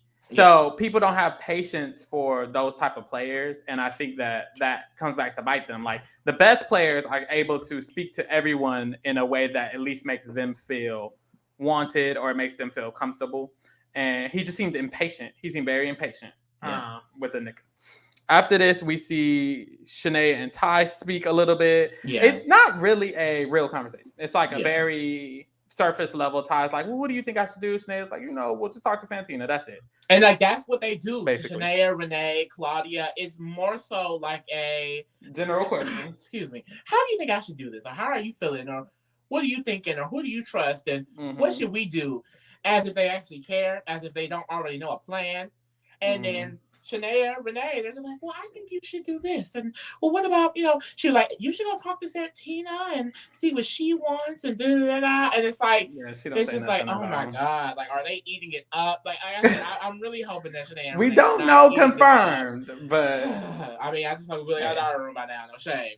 But they also mentioned that Dan came second in this veto. Yes. Almost in the lead and could have won, but Ty beat them. So it's like, I think that could also be another reason put a pin in that. Why, it was mentioned that, Dan can probably go next week. Yeah. After this, we get a combo with Vanessa. Vanessa and Hope in the hot tub, child. Mind you, this is a mainly personal conversation. She's telling him how much I'm sure my husband loves you and whoop-de-whoop-de-whoop. Mind you, she just got exposed 2 conversations prior. Yes. By Zach, 2 times. And Hope.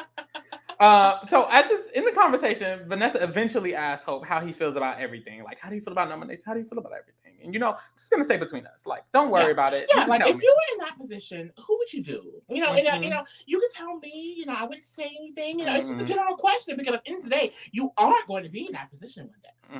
And here go Hope. Yeah, I will be eventually in that position. One day I'm gonna be in that position. That's gonna be hard. Ooh. Hope is such a nigga. That's gonna be hard. Not such a nigga. Like I'm just saying, I know Hope. Like I feel like it's like the way he responds to things. I'm just like, nigga, you ain't saying shit. So he wasn't trying to reply, and here go Vanessa. Well, you know who I don't want to see go? The heart of the house. And it's like, Vanessa, you so head ass, please. She's like, someone like you, because I understand the message and I want that to transcend outside of this house. And it's just like, Vanessa, girl. Please. You just got caught. It's funny because you just got caught. That's the thing. It would have ate if she didn't just get caught. It's like, And we know that. I don't know why she would tell Zach. Why she would tell Zach? What that's the thing. It's not like she said I'm targeting Hope. All Zach said was a big player's finna get out, and she said who Hope. So maybe she wasn't even actually trying to target them. She was just responding. I just wouldn't have said shit. Because Zach would have. I know me neither. I'd have been like who. And waited for an answer. Stop saying names. I'm not saying nobody's name. Well, I don't know. Literally. After this, Ty and Jonathan, they speaking in the backyard. This is a very important conversation. In the backyard, in the fake backyard. And at first, we get Ty. He's somewhat like calming Jonathan down a little bit. He's like, you don't worry. Don't be worried. We'll just get through this. So he was specifically telling him not to worry about Zach in this conversation. Yes. So from what we learned earlier, Ty feels some type of way about Rob. We haven't heard any, reciprocation from Rob to Ty on that, but Ty feels some type of way about Rob. Mm-hmm. And we kind of get that a little bit more in this conversation. We get the details, really. So at first he's telling Jonathan, calm down, don't worry about Zach. We just take it this week. This week we need to get out JM. And then Ty tells him, I'm using the veto on Anika. It's going to go smoothly or whatever. And then he kind of asks Jonathan's perspective on the Rob and Zach situation. Mm-hmm. So essentially the situation is that Rob does not trust Zach. Yes. Therefore, Ty does not trust Rob. Because Ty feels like that's a crack in the foundation of us four. And he's kind of asking Jonathan's opinion about that. And Jonathan is like, I feel like this is something we can deal with a little bit later down the road. Exactly. I feel like, it hasn't really necessarily been brought up to me. Neither Zach nor Rob have talked shit about each other to me. Maybe they just think I'm close to both of them. And then Ty was like, well, yeah, Rob did say that Zach was trying to pull Santina close to him and that Rob felt some type of way about that. So apparently Rob and Santina were cool. We saw that in the episode today, that they were cool. Like they were kind of flirty cool. And apparently Zach kind of got closer to Santina than Rob, and Rob felt some type of way about that. Mm-hmm. And Rob expressed this to Ty and to Jonathan. And Ty's like telling Jonathan, like, yeah, Rob did say that, though. Rob did say that. And I think this is just a really interesting conversation for Ty. I love it because dissension within the men. Love to see it. Period. But I remember thinking, like, okay, like, preseason, Rob and Ty could be the duo. Like, I really thought Rob and Ty would be the duo. So it's interesting as Ty and Zach. Yeah. And I find it crazy that Rob isn't disloyal to Ty. I mean, even Jonathan, he says, for the record, Rob had a conversation with me yesterday, and he said he's only been transparent and honest with me and you, Jonathan and Ty. Yeah. So Rob is loyal to Ty. Yeah. Very much so. And I feel like I've seen that with the conversation that they had. But Ty cannot get over the fact that he feels like Rob is going to cause problems within their group because of the things he's been saying about specifically Zach. And it's like, who cares if Zach goes home? Mm-hmm. And I think it's the concept. Ty said this in his preseason. I want to rock with some people, and I want us to rock all the way to the end. I don't think it's. I think the fact that Rob feels any type of way about anyone in the group is why Ty is like, ooh, because that's a crack. Because that's someone who's turning against the group. It's week one still. It's still week one, and Rob started talking about Zach in a negative way, and I think that's why Ty is like, with Rob. And you know what's something else I pulled from this conversation? I honestly feel like it's an intimidation factor from the simple fact that I can see that Ty probably feels that Rob is playing a similar game, which is why he's a problem. Because even in the conversation, he's stressing to Jonathan, Claudia is your piece, and I would never take that away from you. She's your person, but it's like you're in a whole showmance with her. Yeah. That he just told to Santina that you want to use to protect you. And he's close to Santina.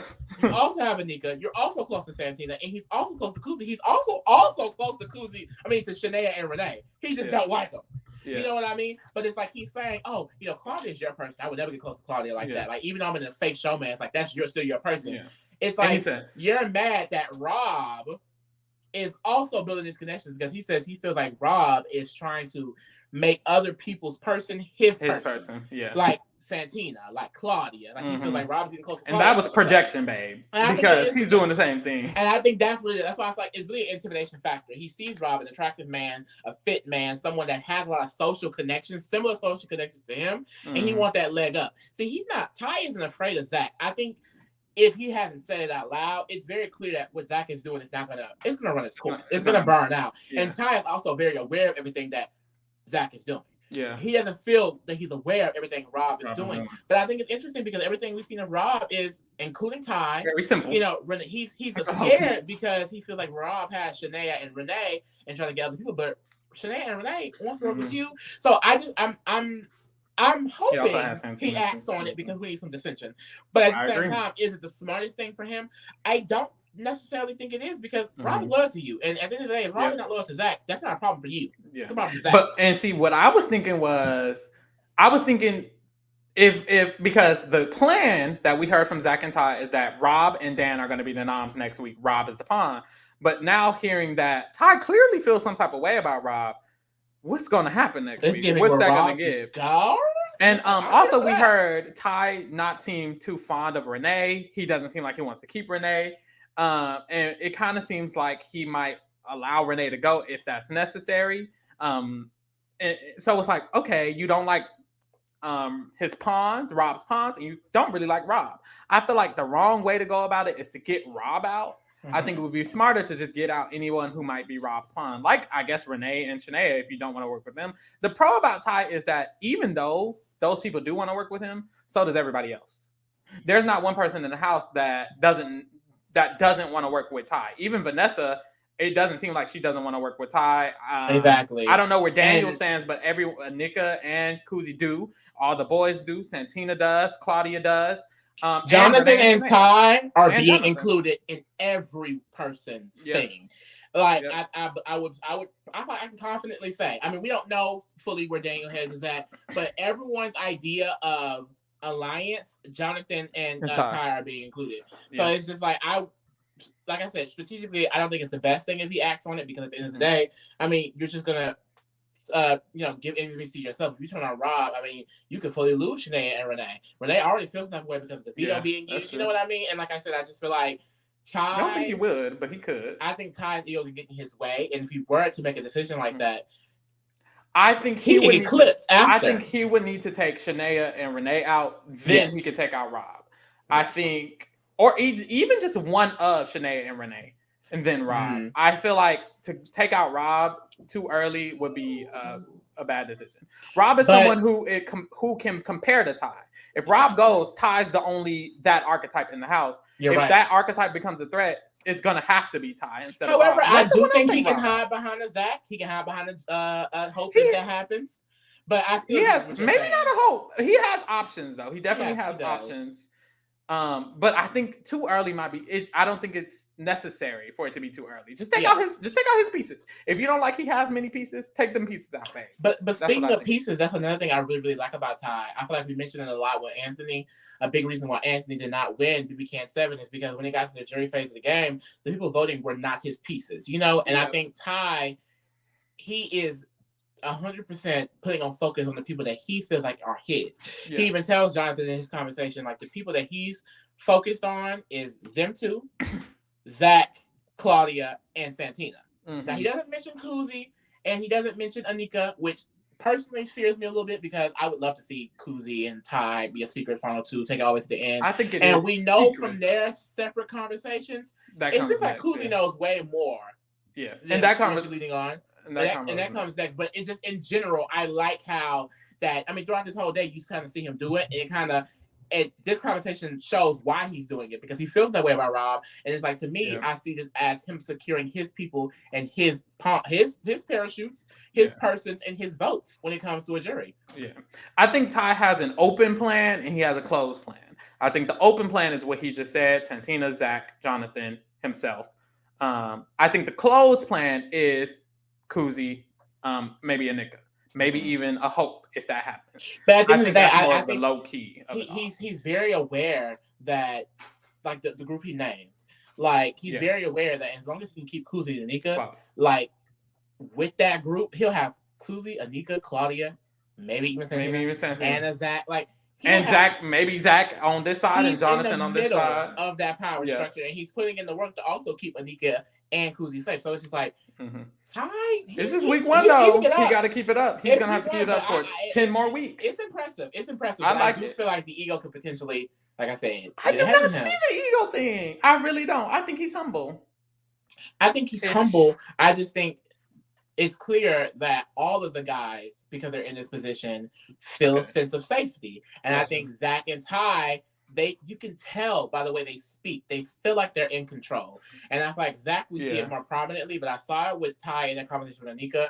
Just kind of like the way he spoke to Renee, it's just like you feel like you're in control. You understand you're in control. And I feel like if you feel that way this early, this is a 10-week game. What I like about Ty is that he's still scared.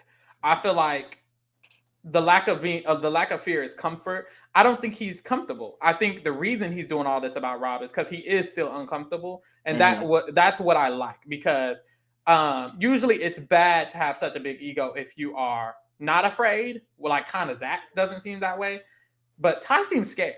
For someone to keep moving out of fear, it's helpful to an extent. We saw last season with Kyle scared ass when he was making white alliances. That was helping his game.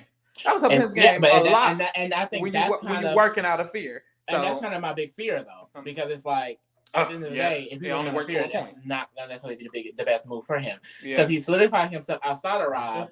But it's like, who knows what's going to happen if you actually make that move? Yeah, he should not make that move. I hope he doesn't get that scared. I think there's a balance of how scared and how confident you should be in the game. I think Ty right now is in the middle because he is very scared, but he's also very comfortable. So I think he's in the middle. I feel like there's people who are more confident, like Zach, that it's like, ooh, I'm more worried about a Zach. But we'll see. I'm not worried. He can go. Not worried. After this, Ty and Kuzi have a conversation. The big two. Ty and Kuzi are in the bathroom, and this is when we see they're speaking very openly. Mm-hmm. And it just, when Ty talks to Kuzi, it seems like it's real. You can feel the energy. The energy feels real. Why almost every time they have a conversation, it feels like we're in the middle of it. It's like they come back. Yeah. It's like she already knows something, and they're just discussing. There's already no information, but it's like literally. Mm-hmm. It's kind of easy to just say this. Kuzi's like the only woman that seems to be in on the plan. Aware. Other than Santina. And Santina's the HOH. Yeah. So it's like, how is Kuzi getting her information? We don't know. Mm-hmm. We have to assume it's from Ty. It's probably Kuzi knows a lot. Yes, she does. So in this conversation, Kuzi is speaking about the potential to take out Dan. Kind of. She's like, this week is going to be JM. And it's like, oh.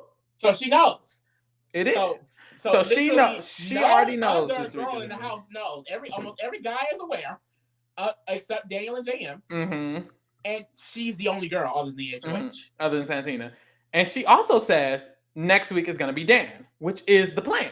We heard from Zach and Ty earlier that that's going to be planned. So Kuzi knows this week's plan and next week's plan. Kuzi is one of the most, aware house guests by the information they have. Even more, but that's the thing, Kuzi's more aware than some of the boys. I don't even think all of the, I don't know if Hope even knew this at this point. But at this point, we know, Zach and Ty, we learned that Rob is aware that he's going to be the nominee. Jonathan is aware. And does Santina even know that the next noms are Dan and Rob? Don't think so. I don't fully know. So I feel like at this point, Kuzi has more information than majority of the house guests, because she knows that next week Dan is going to be the renom. And Kuzi's like, okay, if JM goes, who's somebody that Dan might have? Mm-hmm. And Ty is like, he's gonna be with the majority, with us. The majority, us, Zach, he's gonna think he's with us. So as long as people think he's with the majority and we have the majority, the house, then we're gonna be good. Then we move. We move. And we move. Kuzi gives him some information. She's like, yes, because he thought that JM staying was gonna, y'all were gonna use JM against him and this, and this. So if JM goes, then Dan's gonna be good. He's gonna be calm. And then we can get him when he's calm. And we can get him when he's calm. Period. So I really love this. I love this position for Kuzi. I feel like she's in one of the best positions because, well, I wouldn't say she's in one of the best because I feel like she isn't safe enough because she's not in any real majority. However, the only real majority isn't really a real majority. Is the guys. Everything else is a which parachute. Is only 4 because they don't even have solid parachutes. Yep. They barely have a solid alliance themselves because Rob is against Zach, from what we hear. And we saw it in the episode on the diary rooms. Rob had a diary room. He was like, Zach, he's doing a lot. Yep. Zach is doing this. Which is why I'm so shocked that not everyone is just against it. Because, and that's what I'm saying. I figured that someone would bring it up and everyone would be like, you're right, Zach can go. That's what I thought was going to happen. So to hear that Ty is like, I don't know. Like, I don't really fuck with that doo-doo. It's causing a lot of dissension because, like you said, it's the Rob versus Zach of things. You can assume that Zach knows this tea, and now Ty is, not only talking about Rob, but is actively making moves that I feel like are setting up against him in a way. Yeah, like he's solidifying his numbers because he's scared of what Rob is potentially doing. But I think Kuzi, like, this is a really good position because if he's going to keep feeding her information, she's able to act. On the actual, accordingly. So, for example, like she, when he speaks to other people, he does mention that Kuzi is his person, and that scares me a little bit, just because I would want it to be more secretive, and also makes me feel like, okay, maybe she is just his person. Yeah. But you don't just tell your person all of this tea. Like, and he doesn't a lot of information, and he doesn't use it a lot. There's not. It's not often that he says. There's times where he doesn't even mention her name. He mentions Claudia. I'm with y'all, Claudia, Jonathan. Exactly. So when he does mention Kuzi, he's always like, I kind of have Kuzi, or a little bit. He always puts an adjective to it to diminish how close they are compared to how much information he was given in this convo. So I still think it's a secret, but it's a secret that he's trying to protect. He wants to keep her in the game because if he doesn't say he's with Kuzi, she could go home.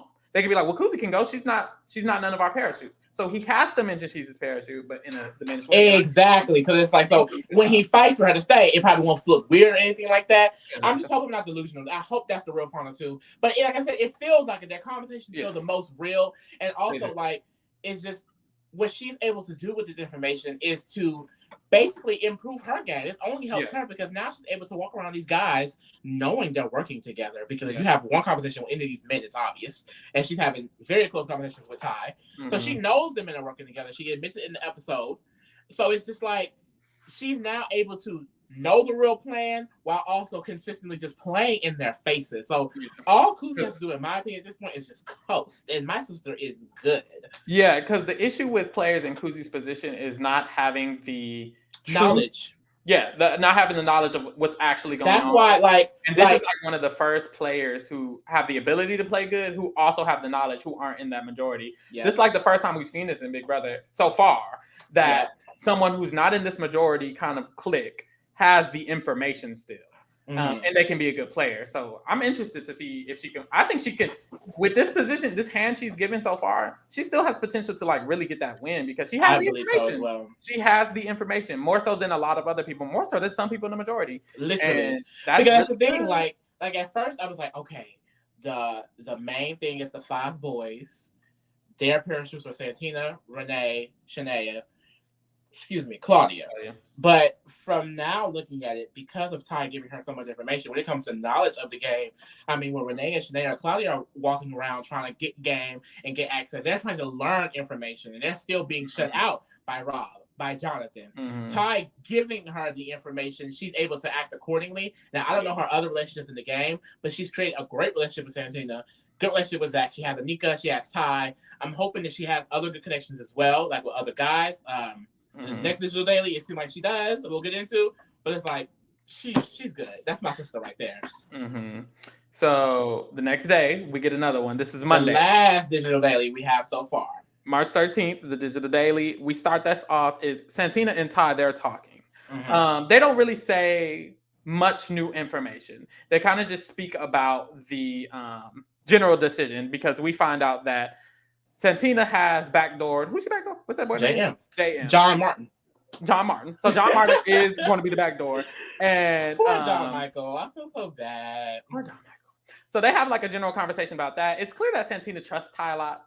I feel like Ty's just trying to work this relationship with Santina in a way that benefits him. Kind of like his fear of Rob. He wants to get close to other people's number ones because Santina's technically Zach. But Ty is putting in work towards getting there, but they don't say anything specific. Yeah. Well, Santina, she kind of mentions that like she's kind of on the Dan thing now. She feels like Dan, if he stays, that he will probably target the boys next week, so that's why he's a problem. Already kind of sowing that seed. And then they also mentioned Claudia. Apparently, after JM was backdoored, Claudia was really sad. She was upset because Claudia and John Michael are really close friends, and it was basically like Claudia's now in the showman's with Ty. She's been trying to work with Santina. She's trying to work with Zach and things like that. So she was shook because she felt like, y'all knew this and no one told me. And she asked Ty, like, did you know essentially? And she was like, she did. So they kind of discussing like how can Santina have that conversation to fix that relationship, and Ty is also kind of giving her that pep talk. And this is why I think you're right. I feel like when it comes, I think Zach and Ty, they both do a similar thing in telling people how to play quotations. I think Zach is more Paul did forceful, that. whereas Ty is a little bit more calm. It 100% like Paul. But even Mm. this conversation, Ty is like, you shouldn't talk to too many people. I'll go around talking for you. Don't talk to too many people. I got it. Whoop de whoop de whoop.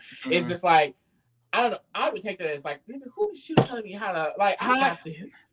From my experience watching Big Brother, Ty does it like more so like Derek Levasseur, and Zach does it like Paul, where Zach is very stern. He's very obviously, and he kind of tells the person he's talking to that I'm better than you. So listen to me. So you have to listen to me because my brain is special. Ty does it in a way that Ty does it to people who he has a relationship with, one, and two, people who are just going to. He does it in a way that's not aggressive, kind of aggressive. I feel like Zach does it in an aggressive way. Ty does it in a more passive way. So if you don't know he's doing it, you might not notice. Or if you're just not a fan or a good player, no shade, you might not notice what he's doing, or you might not care. Because I can see if I'm in the game and I have an ally and they're giving me advice, I can see how I might not care about that. But after this, we get a conversation. This is a good conversation between Rob and Jonathan in the Circle K room. So Rob mentions that a woman came up to him after the nominees claiming that they want to work with him. And Jonathan was like, she's doing that because she wasn't expecting the back door to come on. And I think they're talking about Vanessa here. Essentially, she wasn't expecting, what's that boy name? John Michael to get backdoored. So now she's kind of like backpedaling, trying to get in where she fits in. And this is kind of adding to the Vanessa narrative that we've been having, because we saw last update, people were saying that Vanessa was playing in people's faces, saying Hope name. And now Jonathan and Rob are kind of clocking that this girl is on to them. She's doing a lot. We cannot hear you. But she's doing a lot. Vanessa, you getting caught up. Apparently, after JM was backdoor, she ran up straight to Rob. Yeah. Like, I want to work with people. I want to work with you. And, and Jonathan was like, she's probably only doing that because she sees that you have a hand in things. And it's like, honestly, it's like a lot of players are doing that. Anika, Daniel, Kuzi. It seems like a lot of them, Shania, Renee, like they're like, we know the boys that are running it. We have to get close to them. But they're only clocking when certain people do it, like in Vanessa. And I think that's really going to be the biggest downfall of the guys, because all the persons are way more aware than what y'all think. Like, and there's nothing y'all can do about that. And this is when they agree that basically people who are clocking us have to go. So they're like, when Vanessa's gone, when Anika's gone, when JM's gone, then we're gonna have to start looking at people who are a little closer to us. So, and this kind of gives me: is this the elimination order? Is it going John Michael this week, and then you're gonna want Vanessa and then Anika? They want Vanessa, but other people want Dan. Or Rob wants Vanessa. It sounds like Rob might want Vanessa, but we know Zach and Ty kind of want Dan next week. Exactly. So it could go, but that's the thing, after Dan is probably going to get Vanessa. It's given pre-jury, might be after JM, Vanessa, a Dan, an Anika, and maybe one of the boys. Okay. So it's like we're just gonna have to see how that shapes up. But that, like they said it right here. We only have 2 or 3 people before we have to start taking people out who one of us are close to. Yeah. And I don't think this group of boys, it's not giving Mark from Pretty Boys, no shade. It's not even getting Adam. It's giving, they're gonna want their people. Jonathan's not gonna want Claudia to go. Ty's not gonna want Anika or Kuzi to go. Rob is not gonna want Shania or Renee to go. He was already getting antsy about it this week. Yep. And Zach is damn sure not letting his people go. So it's like this group of boys, it's gonna get nasty, and they don't have that many people to kind of like, okay, well, you can go, well, you can get clipped. You know what I mean? After these next really they don't got nobody. After Vanessa's gone, Dan's gone, and even Anika might be hard because I don't think Ty wants Anika to go. So after 2 more rounds, it's gonna be because everyone else is a parachute. If it even goes like that in the next 2 rounds, like I was saying, it could be like Dan and Rob next week, and then somehow Rob out. Literally. So this season is shaping up. It might be a little bit more interesting. This is when we get the conversation between John and Rob, and they mention how they like Kuzi. Yes. They say John's like, randomly. John was like, I think I could also build a relationship with Kuzi. That's someone who can go far with us. And Rob agrees. Yeah. Yeah, Rob like, said, we hope that she can get HOH. yes, she can get HOH and she can take out one of the boys. She can put up Rob was like, she can put up me, she can put up Dan, and we can take Dan out, and then we good, and then we can bring her to the end. It's like, okay, y'all see it from Rob mentions that Claudia and Shanae are getting close. And he starts talking about how he doesn't want to fake flirt with Shanae. He doesn't want to be a fake flirter type of person. He wants to kind of keep it, I just don't want to do that. I just feel like people might think that I'm doing it on purpose. He doesn't want to be the person to fake emotions and fake all these feelings and da da da da da. So he's trying to prevent himself from doing that, I guess. I think the biggest thing that like I pulled from this conversation mainly was that it's clear that Jonathan's loyalty is probably to Zach and Ty, because Ty was very transparent in how he felt about Rob and what he thinks Rob is doing. And it's clear from this conversation, Jonathan has not shared that to Rob at all. Yeah. So I do think, I don't really know where Jonathan is fully going. That's the thing. I think Jonathan's in a really, really great position. I don't think he even knows what to do with all of the placements that he's in. Like, he's in this great spot, naturally, and now it's kind of like, can you pick it up and actually do things with it instead of just kind of like telling people what they want to hear? And so far as like he just tells people what they want to hear, and it's like, okay, but I mean, it's working for him. Yes. Throughout that conversation, we kind of got Rob making jokes about Hope here and there. He made like a few jokes about Hope, like saying things that were like, I guess, corny to him. He was like, Hope said, Hope, they were in a room, and Hope was like, maybe we should save JM. And this kind of made Rob laugh. He kind of made the joke to Jonathan. Jonathan didn't seem receptive. So I was like, is Rob like kind of like anti-Hope? Because he was making a lot of like little digs. I was like, okay, interesting. So that's just whole time. Ty plotting that ass. You need to worry about the other nigga. No say. After this, there's the double date for an hour. Wait. I said it. There's a double date. It's girl, we don't give a damn about that shit. It's Renee and Hope and Ty and Claudia. They have a double date. Boom. Anyways, after the double date, I guess we learned Claudia and Ty. I guess they kissed. Yeah. Anyways, after that, I like Claudia. I like Ty. Just not together, y'all. Yeah, that's my man. After that, period. John Michael and Kuzi have a conversation. Essentially, John Michael is trying to get the votes. So he's speaking to Kuzi and he's talking about the votes he might need. He's saying that he's mad at Santina because Santina promised him that she would not nominate him. She said she would never backdoor nobody. It's giving fake as fuck. And he's talking about how he needs to make sure the votes are all on one person if he were to get those 6 votes that he needs. Yes. That they all need to be on one person. Because there's 3 people on the block. So it's like, even if you get the votes, it can't be 3 here, 3 here. All of them need to be on one specific person, and that makes it a little bit harder, which I didn't even think about. Yeah, definitely makes it a little harder. He mentions how he likes Ty to Kuzi. He says, I spoke to Ty. Ty said, if anyone can flip the votes, it's me. And Kuzi does a good job at like essentially playing in his face. It makes it seem like she's supporting him because Kuzi knows he was getting backdoored. Kuzi one of the reasons why he getting backdoored. That's the real guy. Part of the plan. Period. Who's one of the reasons why? You spilled that tea on that conversation real quick on your ass. That's why I love, like, especially watching conversations today. Just as we go along with Kuzi, knowing that she knows more and more that she's letting on, it's like the way she speaks to these people, like they will never know. She's in this room with him, like, okay, well, what votes do you think you can get, and who do you think you're working with, and like giving him a pep talk as well, similar to the one we saw in the conversation with Santina on the other digital daily. It's like the way she kind of speaks to people, it's as if, we're in this together, and this is what we need to do, and this is the advice that you can take to move forward, while she knows the real plan in her head. But she's just like, well, you don't need to know that. Period. After this conversation, she leaves. Claudia comes in the room.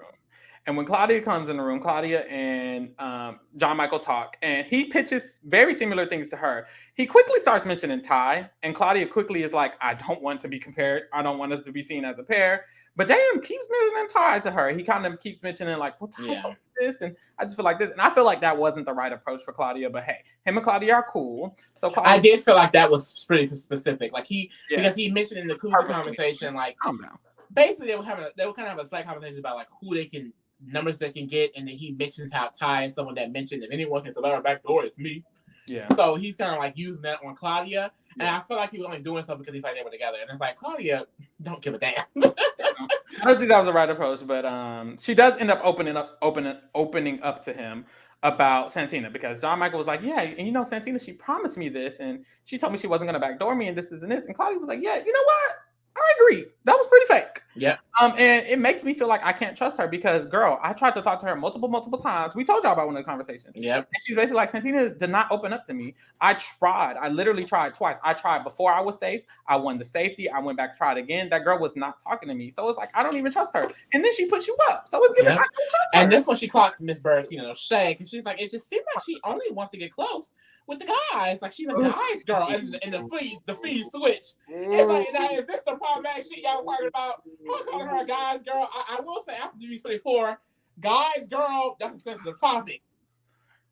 But that is what Santina is. All I gotta say is Santina and Paloma would be besties. Let's see. So the feed switched to a Ty and Koozie conversation. And it's like, period. They talk a lot. What Ty and Koozie gonna do? And then they check in with each other. And I really, really like this conversation. I think for me, it felt like I don't have full proof yet, but it feels like more and more. Okay, this is Ty's like one of probably his closest allies. Like for sure. I agree. I feel like they're good because Koozie asked Ty. She says, "What's the tea on Rob? How's it going with the and Rob?" It's like, damn, she know about so it's like she knew about the Rob but situation. Isn't that hilarious? It's always like Koozie being like, "So what's tea with Rob? Yeah. So what's going on with And what's this? So what's you gonna go with?" And it's like, now she already know. I can tell. It felt like to me, Ty trusts Koozie, but he wants to be careful with what he says. That's kind of what it felt like as his response. But he was basically like, look, Zach told me that Rob is saying that he doesn't trust Santina and this, and this. And apparently Santina knows because Zach told Santina. So now Santina's also worried about Rob. So there's tea on that. Like Zach is trying to make Rob Rob is trying to make Zach turn against Santina and Santina's turn against Zach. And that's the tea. So he tells her that tea. And it's like, that sounded like some inside the boys. That's what I was thinking. Because at this point, he basically just dropped. That's what he told Jonathan. Exactly. So now Koozie's aware that Rob and Zach got tension. Apparently, Santina hasn't been aware of that. We don't really see any acknowledgement of that from Santina in the rest of this digital daily because this is a very, very boring one. But it's like, it's very clear that Koozie has. I think she knows like the structure of the alliance almost just a bit. She has some information. So that was very good. She has enough to be able to connect all the dots, in my opinion. Yeah. And again, that was a lot of information. After that, what you gonna say? I was gonna say she tells Ty to speak with Anika again. Yeah. She's like, you have to speak with Anika again because Anika is questioning basically keeping JM in the game and things like that. And she's telling him what you have to do is you have to speak with her. Because if I speak with her, it's gonna turn into a discussion. If you speak with her and I come and close it, it'll be signed, sealed, delivered. It's like, okay, like I don't know, it's just dynamic duo. I love to see it. I'm hoping this is it because if Ty playing my bitch's face, I don't think it's given that at all. I don't think it even matters because she has so much information that it's like, baby. Yeah. And I was telling Lee this off the podcast. I was like, it's giving Koozie is his parachute, but it's a parachute he's actually gonna leap to. It's like this alliance is I'll ride it out until the end, and then at the end I'm taking Koozie because I think Todd will probably think he can beat Koozie. Honestly, can he? We saw BB24. Probably not. After this, it hops back to JM and Claudia, but they're kind of saying the same thing. Yeah. And then Claudia leaves the room, and Santina comes in, and they decide to talk. So they go to the HRH room to talk. Before they talk, JM is whispering to herself, like, just calm down. Just play nice. In this conversation, he kind of apologizes. It's a long combo, but I didn't get to tea because they were just saying nothing. Because he apologizes for... It's basically just Santina bullshitting him. Like, it could have been a quick conversation. Santina was straight up, was just like, yeah, you're my target. I want you out. He apologizes, and he asks her, am I your target? And she says, well, I just feel like in the future, I don't know if I'm going to ever be your target. And honestly, she doesn't have a good reason for him to be the target, so there isn't really a way. Because the reason is Zach's and Ties and Rob's. But she thinks it's hers. But she's not able to get nothing. She kind of just beats around the bush this entire conversation. As she always does. John Michael tries his best to try to get her to like just be real, basically. And John Michael already knows how she speaks in these conversations, but she doesn't trust people because he realized that he was going up days before it was really a fully conceived plan. It seemed like so. It's like I think he's very aware, but he keeps trying to stress in this conversation that I'm loyal to you. If I stay in this game, I can be loyal to you. And she asked, I was like, oh, what is she being receptive a little bit? Because she was like, what makes you want to work with me? And I know JM had to come up with something quick because I know what nut at the top of the frontal cortex, baby. But he was like, I see the comparability. I see that you're unfazed by things, and that you can work that angle with the guys. It's a bunch of bullshit. I would have been like, girl, honestly, I just wanted to work with you in the beginning. That's why. Yeah, I mean, I literally picked you. I've been wanting to work with The you. reason why we won, you have HOH because of me. Girl. I just know I would have. I'm sorry. I would have. There's no way I can have a normal conversation with Santita after she put me up, because she would have already pissed me off the way she's talking to me. She just ignores regularly. Like, so dry. Like the caginess, the way she kind of like just won't give up any information, the way she speaks to people she's not aligned with. It's just like, stop talking to me. And now that you've nominated me and you're playing in my face, it's like, okay, I would have loved the conversation me. Because I mean, he didn't get anywhere. I don't think he got anywhere in the conversation. It was a long conversation for nothing to happen. He gets emotional a little bit. He also got emotional in the Koozie and Claudia conversation. It wasn't real. I was gonna say I don't 100% feel like it was. It was like it felt genuine with and Koozie. Santina also. It felt genuine with Koozie, but Claudia and Santina. He went right back to talking after he started crying. That's like, so I don't know if that was game or not, but I mean, anyway, it really does suck. And honestly, I guess we can talk about it here. I mean, John Michael, when he goes home, unless something flips up, will be the third consecutive queer Asian eliminated first in Big Brother Canada. Julie Boo, Melina, your sister, and John Michael. And it's sad that the person doing it is one of the only other Asian people in the house. And I think that's something else, if you're a fan of the game, maybe she wouldn't have done. I mean, some people, those things don't matter. Some people don't have solidarity with their minority group. It is what it is. But it's just like, it's sad that like this is happening at the hands of someone that he could have had an off the back connection with. That could have been the reason why he even wanted to. Like they did have the HOH. Yeah, it seemed like they did have an off the back connection. They picked each other to play. They were very communicative during the comp. But hey, we moved. She did. It is what it is. And the thing is, she did it by nominating the other Asian in the house, took her off, and then backdoor John Michael. They said, Tina, what the fuck are you doing? That's the move. And she moves, because I'm not moving. The last conversation of the day was between like Anika, Jonathan, and Koozie. They kind of loosely talked together about Dan.